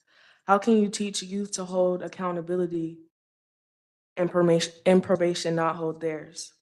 Why is there no accountability as an officer to document how many violations are made? How can you hold a young person accountable for drug tests, reporting to PO officers, yet not keep proper data on violations? How can you hold a person accountable for not doing drugs, yet have probation officers provide them inside? You take our youth, my peers, off the streets to fail us and put them in the care with some irresponsible adults.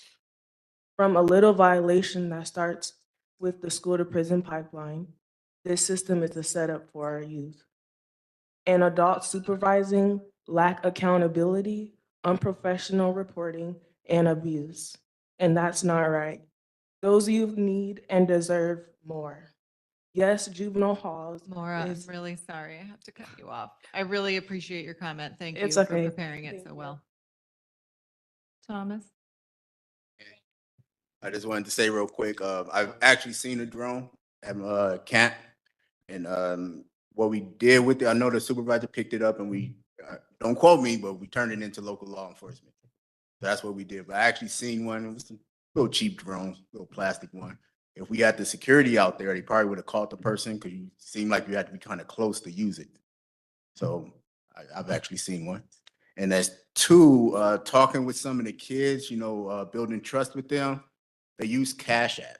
They call up their parents a lot of times, or they'll call, like talk three-way through a friend, and they'll use like little, hey, can you feed my dog? That means put money in my Cash App. Oh, he needs to go have fun. Bring up the drugs. They use like little slang things like that. That's how they move the money around. They won't bring money into the facility in fear of losing it. But as far as Cash App and doing it like that, from what I've talked to the kids, that's how it was being done. Hello, everyone. My name is Waldo Lirio, part of Arts Training and Justice Network, also alumni with Inside Writers. And I just want to talk about probation's funding. You guys get funded so much money, but yeah, we have youth dying in your facilities. So I just want to touch about that. Like you guys say, you guys have like canine programs, but yeah, where they're at, we literally just had like a young kid just died right now. But yeah, you guys have all this money just for what? Pepper spray, more pepper spray, new clothing and all that. But yeah, you're supposed to be protecting the youth. Thank you. Good evening, everyone. My name is Asada. I'm a fellow with the Arts and Healing Justice Network and Layup Coalition. I want to speak on school-based probation violations. I have seen firsthand while being in school how kids are affected daily from probation, not being able to focus, being searched constantly, getting in trouble for having a small thing such as Sharpies because officers are assuming they're getting high. When probation makes violations in school, why is it so hard to get record of this public? Why is this kept as a secret from us? We need to know how young people are being protected, supported, and connected to meaningful services. It's absolutely irrelevant to have probation at schools where kids are meant to get education, not be harassed and threatened with violations to be incarcerated. That's just setting them up for failure. So as a community, we demand access is granted so information and data can be reviewed properly since probation did not respond properly to data requests. Thank you. Thank you. So I think this might connect to the Public Records Act request that was referenced earlier. That likely might be connected to general public comment at the end. This is just public comment connected to contraband in the facilities, how it's being tracked, how young people are accessing it. And my motion around probation, sharing that data around where contraband is found, how it's found, and how it's processed. I don't think I included those things originally. So maybe Minor, if you were going to give comment on the Public Records Act request and follow up on, I think, school-based probation, maybe hold off, if that's okay. Just curious, how has that not been being tracked to like improve it? If that communication hasn't been there, like how has that even been able to improve? Like, what was the like methodology behind that not even being there before? That's relevant. Are you talking about contraband? Yeah, like how is like the motion that you just passed, how is that not in place before to even make it being able to be improved? Just curious if anyone has any say on that, like why it wasn't ever before? No? Okay.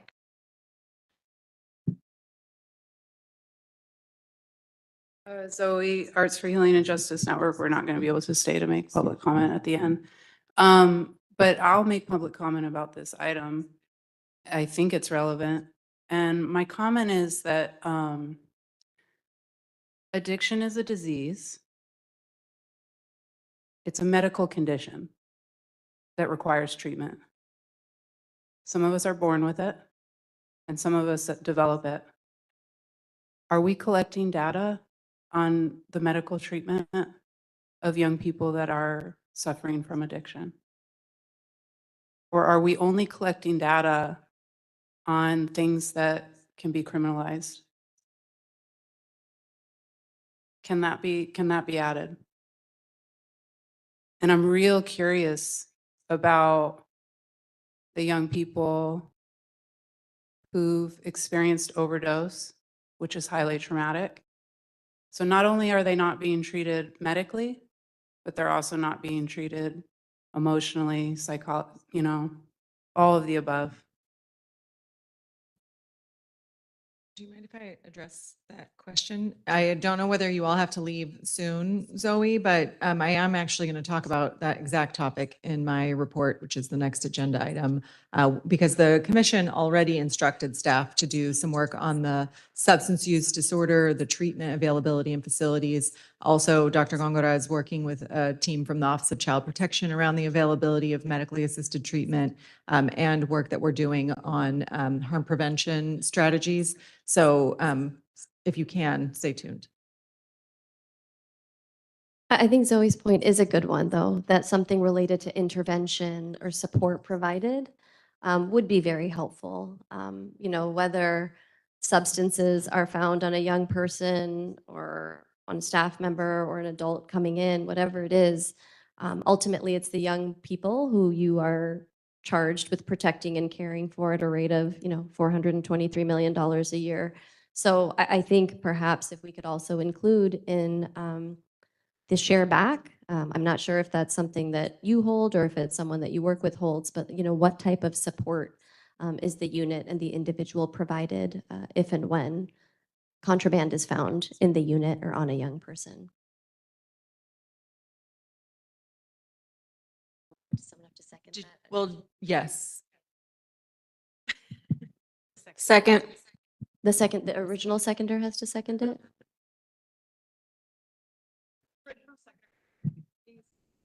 Okay, Commissioner Canales, do you agree to that addition? That if there's what intervention, if any?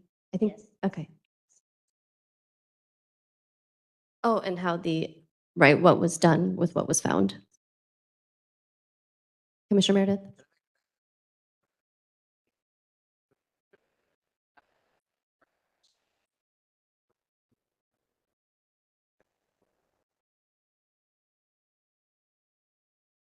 Okay.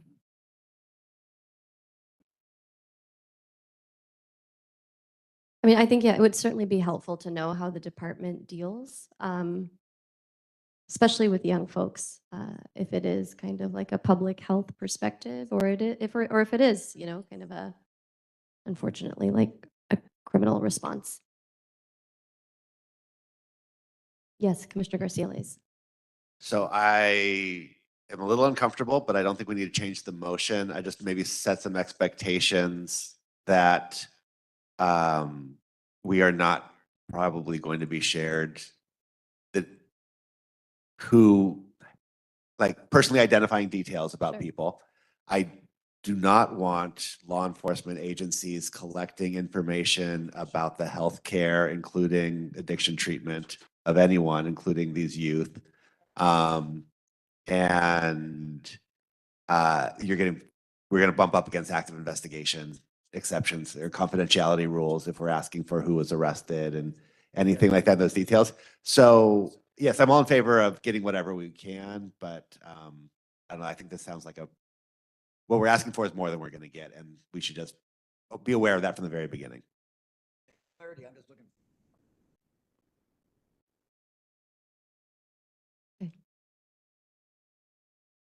If I can, just one comment about, the vendor, the staff, the parent, the chief, and therefore the department is very concerned about any persons that are bringing in contraband or any items that are going to cause harm, to our youth. So he's also very serious about developing, a strong, robust investigative process, investigative unit, and making sure that it doesn't matter if it's staff, if it's parents, if it's a vendor. He takes that very seriously, and we want to make sure that we respond appropriately and adequately to all of those. Okay, so I'm going to call the roll on the vote on the motion that I believe was made by Chair Kakani, seconded by Commissioner Meredith. No, Canales. Commissioner Canales seconded it, which is to provide the Probation Oversight Commission with a monthly update with the contraband data as it was provided previously. And in addition to that, include how evidence was handled and disposed of, and whether there was an arrest and who was responsible for that arrest, and what the response is to the young people in terms of service provision. Yes? Okay, please vote yes, no, or abstain. Commissioner Canales?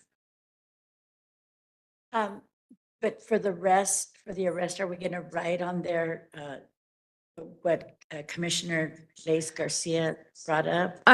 It seems to me that this request is asking for a yes or no, like was there an arrest made? Yes, or Okay. not a who was arrested. Right, okay, yes. Is that a fair characterization? Okay. Commissioner Canales? Yes. Commissioner Carrillo? Yes. Commissioner Garcia Leis? Yes. Commissioner Meredith? Commissioner Mundo? Commissioner Terry? And Chair Kakani. That's 7-0 unanimous.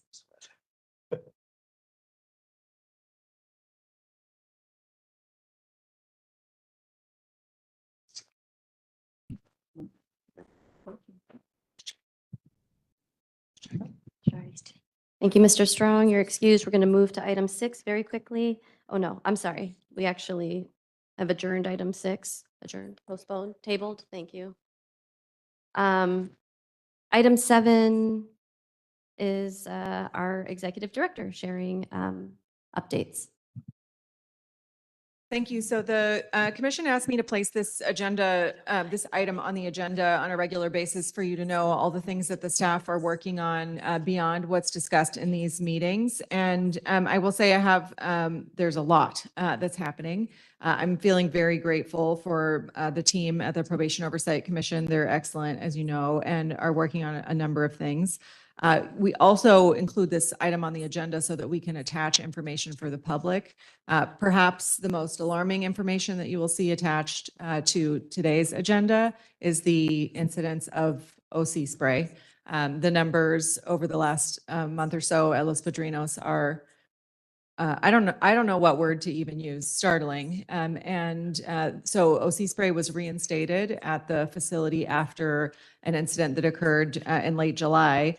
The commission asked me to conduct an investigation into that incident. I will share that I did finally receive the information about the incident on Monday and Tuesday of this week. So I've just begun the process of conducting that investigation. And a part of the question was how and why the incident resulted in the return of OC spray to the facilities.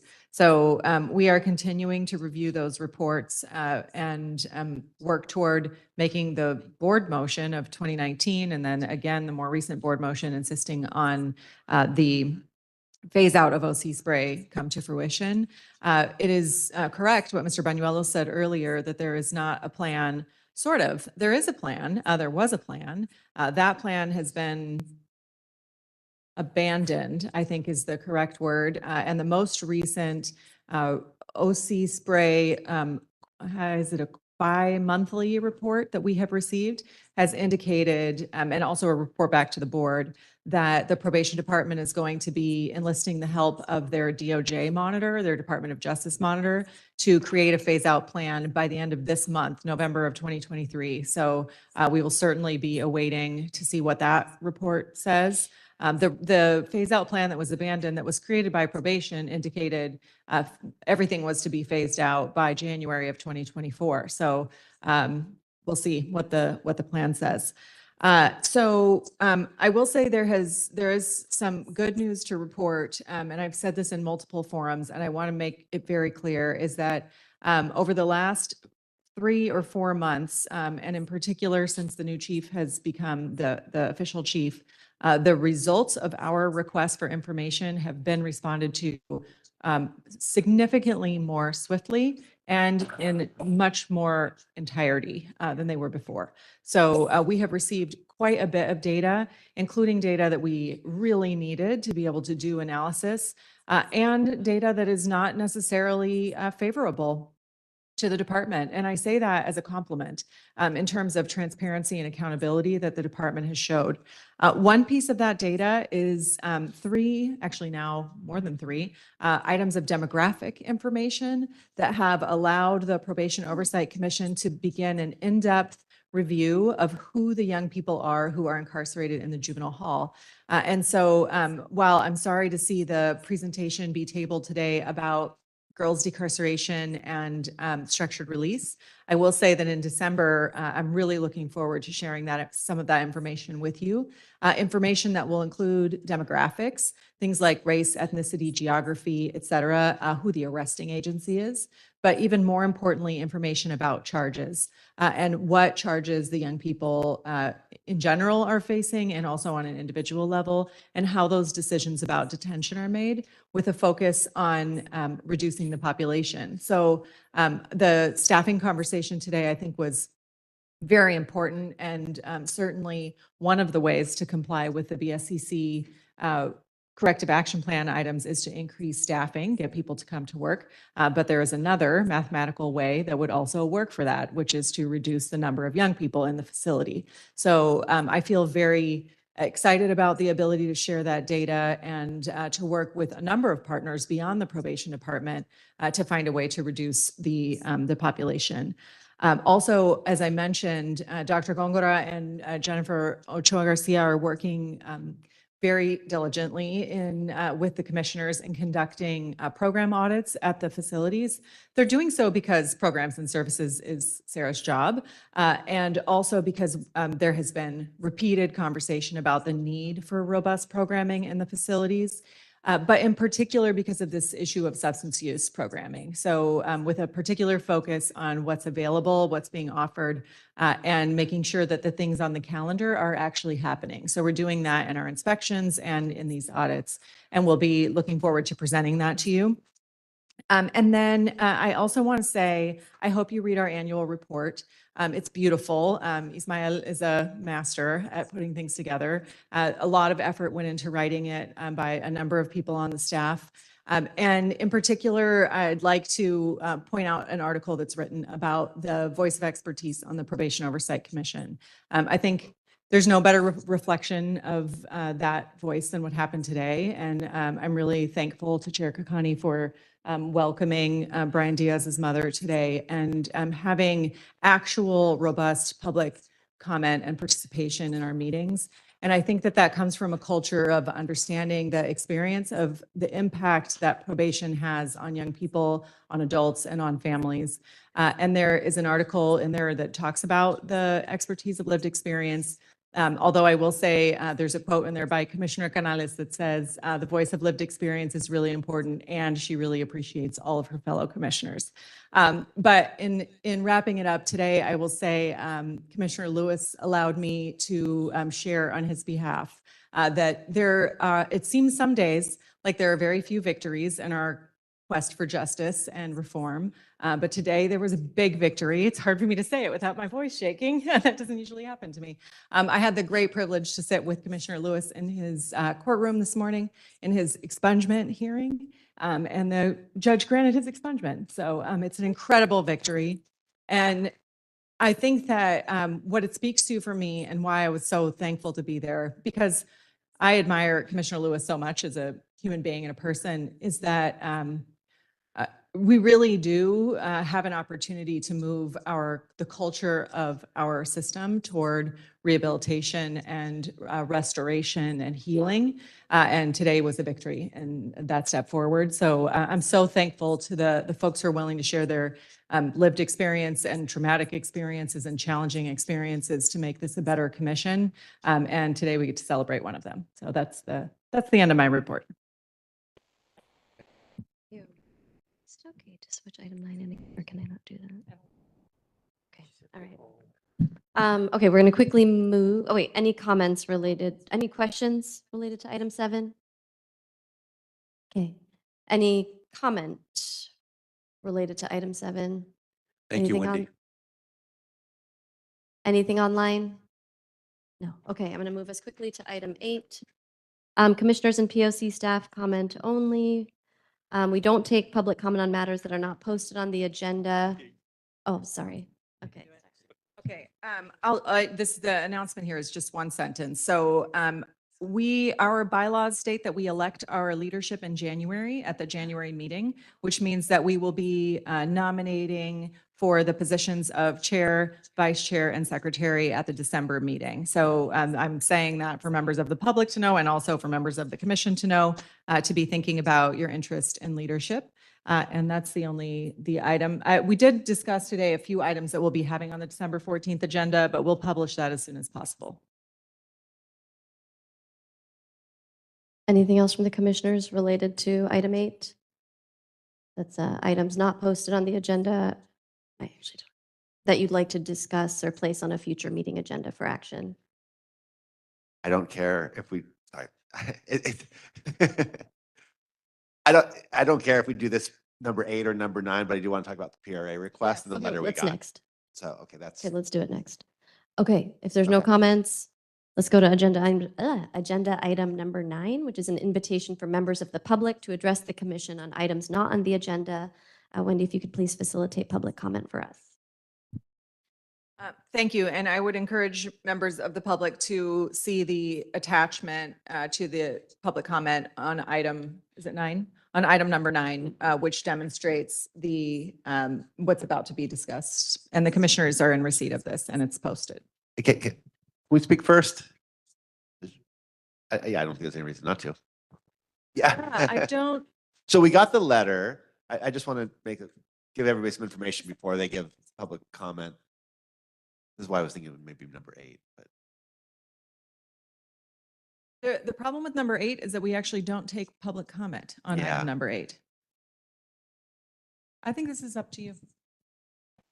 we're not taking action. We're just discussing. Right, but I think that because the comment relates to the comment that we all received, that and I know folks have been waiting all day, so I would like to make space for those folks who've been waiting all day, and I know we lost some. So if we could just do public comment, ideally 1 minute. I will move quickly.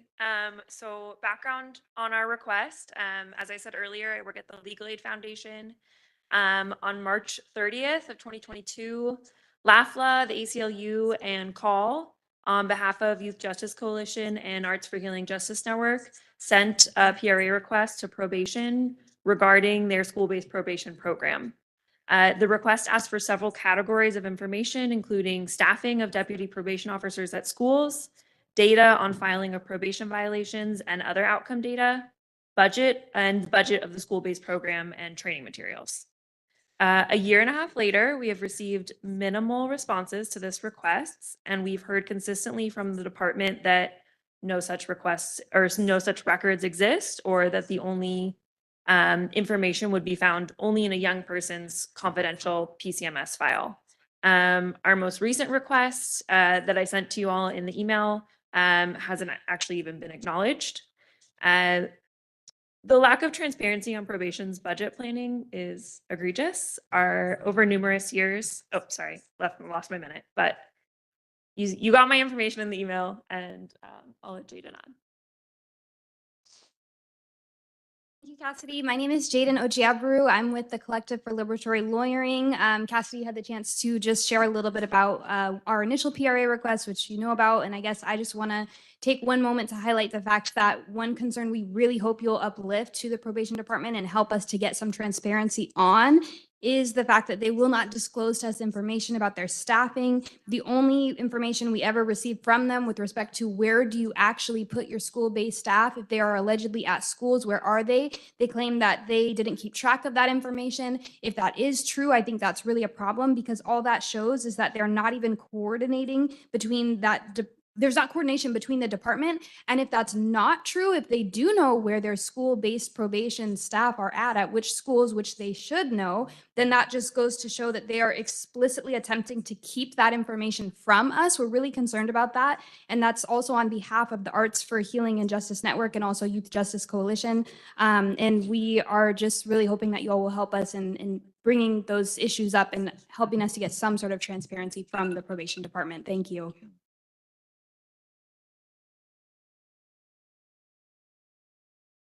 Hello, Commissioners. Lena Mallet with the Children's Defense Fund. Mine is general, but Today, to me, and I think to all of us, felt like a reminder of what is at stake. It's youth, precious, precious sacred lives and their families. And when advocates ask for these alternatives to incarceration as embodied in Youth Justice Reimagined, in the Safe Healing Centers, in YES teams, we expect these demands to be taken seriously. And we expect that they're metabolized with urgency. They aren't lofty concepts, they are life-saving measures when everything else that we see is life-draining and is not life-affirming, and seeks to disappear and bury young people. So it's my hope that this commission moves with fidelity to push the Board of Supervisors and the CEO, but because we know that money can move and that it's a choice.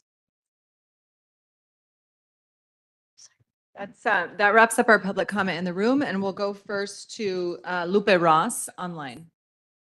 Lupe, we're going to unmute you. Ms. Ross? Hello? Yes, you can proceed. Okay, thank you. Two real brief comments. I've sat in the visiting there waiting to be admitted in for visiting.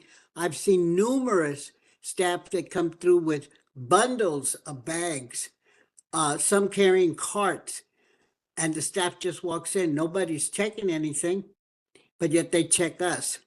My other concern is the safety person that talked. He said that the new safety people that are going to be exterior and interior, if there is something that happens in a facility, are those people that are armed going to go in and assess or assist the breakup of a fight or whatever is going on? What is going to happen to the gun that they're holding while they're outside? Do they bring it into the facilities? Which to me would be dangerous because they could be attacked and that gun can be removed from them by a youth. That's my comment. Thank you, Ms. Ross. Thank you for being here today. Next, we'll go to James Maddox. James, we're going to unmute you.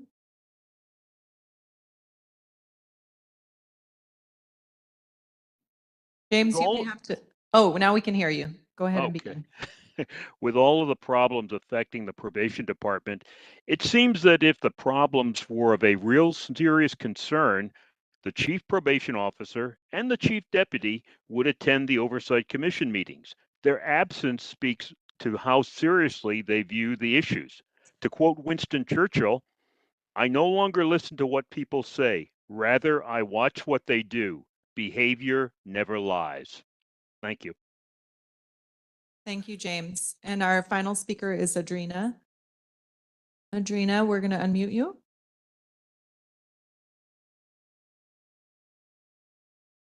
No, I believe it was Commissioner Lewis who gave a statement that says not to point the finger, and I agree to the extent of not pointing the finger. But now, I would like to see progress and more programs and a lot come from this, a lot of change instead of letting the death of this young man go in vain. And there's a lot we can do together as a community and work together to obtain the goals, because at the end of the day, we all want the same thing in life, and it's up to us to write history and make these changes for our community. And I will quote again Winston Churchill, like the person before me: history will be kind to me, for I intend to write it. So now it's time to fix what's broken and write history together and make these changes for our youth, to make impactful changes that's going to benefit their lives of kids and the lives of actually our community as well. Thank you. Thank you, Adrina. Commissioners? Yeah, so I wanted to address the PRA issue. We got the letter, and I appreciate people who write written comment and get it to us well enough in advance that we can do something about it. And Ms. Julian and I have met with the civil litigation unit about their PRA process and their failures to respond to this one adequately. As you can imagine, the civil litigation unit is loath to admit fault in an issue where, litigation is almost always present if it's fallen on their desk. But they are willing to meet and have a face-to-face about what documents do exist that would give you the information you need. And I, in person, and the POC is happy to be referee, mediator, witness, whatever you need at those meetings and make sure that that it happens. So we will set that up by email. Okay. Any other comments? Yes, Commissioner Terry? Or Commissioner Mundo? Sorry. So I guess I'm really confused because one of my jobs with probation was as an assistant to the school-based program, actually one of the first. And I'm really confused that they stopped collecting data because there is a lot of data collected or was collected. And so if there's anything you need, please contact me because perhaps we can bring somebody in from school base and just let them present their program and let you all get on that stand and ask your questions. Because it shouldn't be that difficult to tell us how many are assigned, how many youth they each supervise, and which schools they are at. None of those items or issues compromise the youth at all. It's just a pragmatic questions. So, yeah, I'm really confused because I know they collect the data. Every unit in probation collects data. If they stop collecting data, how do they monitor what they do? So I'm confused. Oh, goodness. Okay. Commissioner Terry? Oh, sorry. Yes, Commissioner Terry. Is it possible to get follow-up on the caller who raised a really good question about the weapons and how that's handled? So what's our options for follow-up? We could certainly agendize another item, an item to be heard later, or you could instruct me to ask a question. He did say that. He did say that. So I think you could instruct me to ask a specific question of the department, and as long as there's consensus with your peers, I can ask that question and share it with you in the public. Well, I was going to say, sharing it with the public, yeah, maybe we can put it in, and if no action needs to be taken, I don't think it needs to be agendized, but if you just want to know, you can ask Mr. Strong yourself. I think any of us are, I have gotten good responses. Yeah, I can do people when that. I've reached Yeah. out on my own, one-on-one to staff. Okay, I put my script away, but I think the next is a motion to adjourn. Unless there's other comments. Yes, sorry, Commissioner. I'm sorry, I know That's everybody's like, okay. "Just quit talking now." Do we know probation's data collection platform? Because I know like at where my job, we use Salesforce and we've been collecting data for over 5 years now, like, you know, and everything, so it cannot be disputed. But I'm wondering if they have an actual platform of collection where everything is integrated and collected and qualitative and quantitative.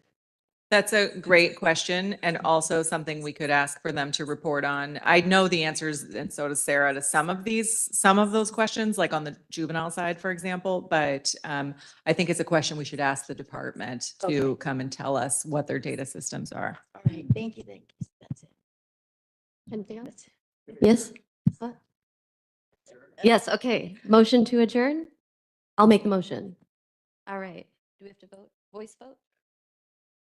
Oh, any objections? None. Okay, be well, everyone. Get home safe. Thank you for being here. That you stayed here all day too with us. Thank you so much.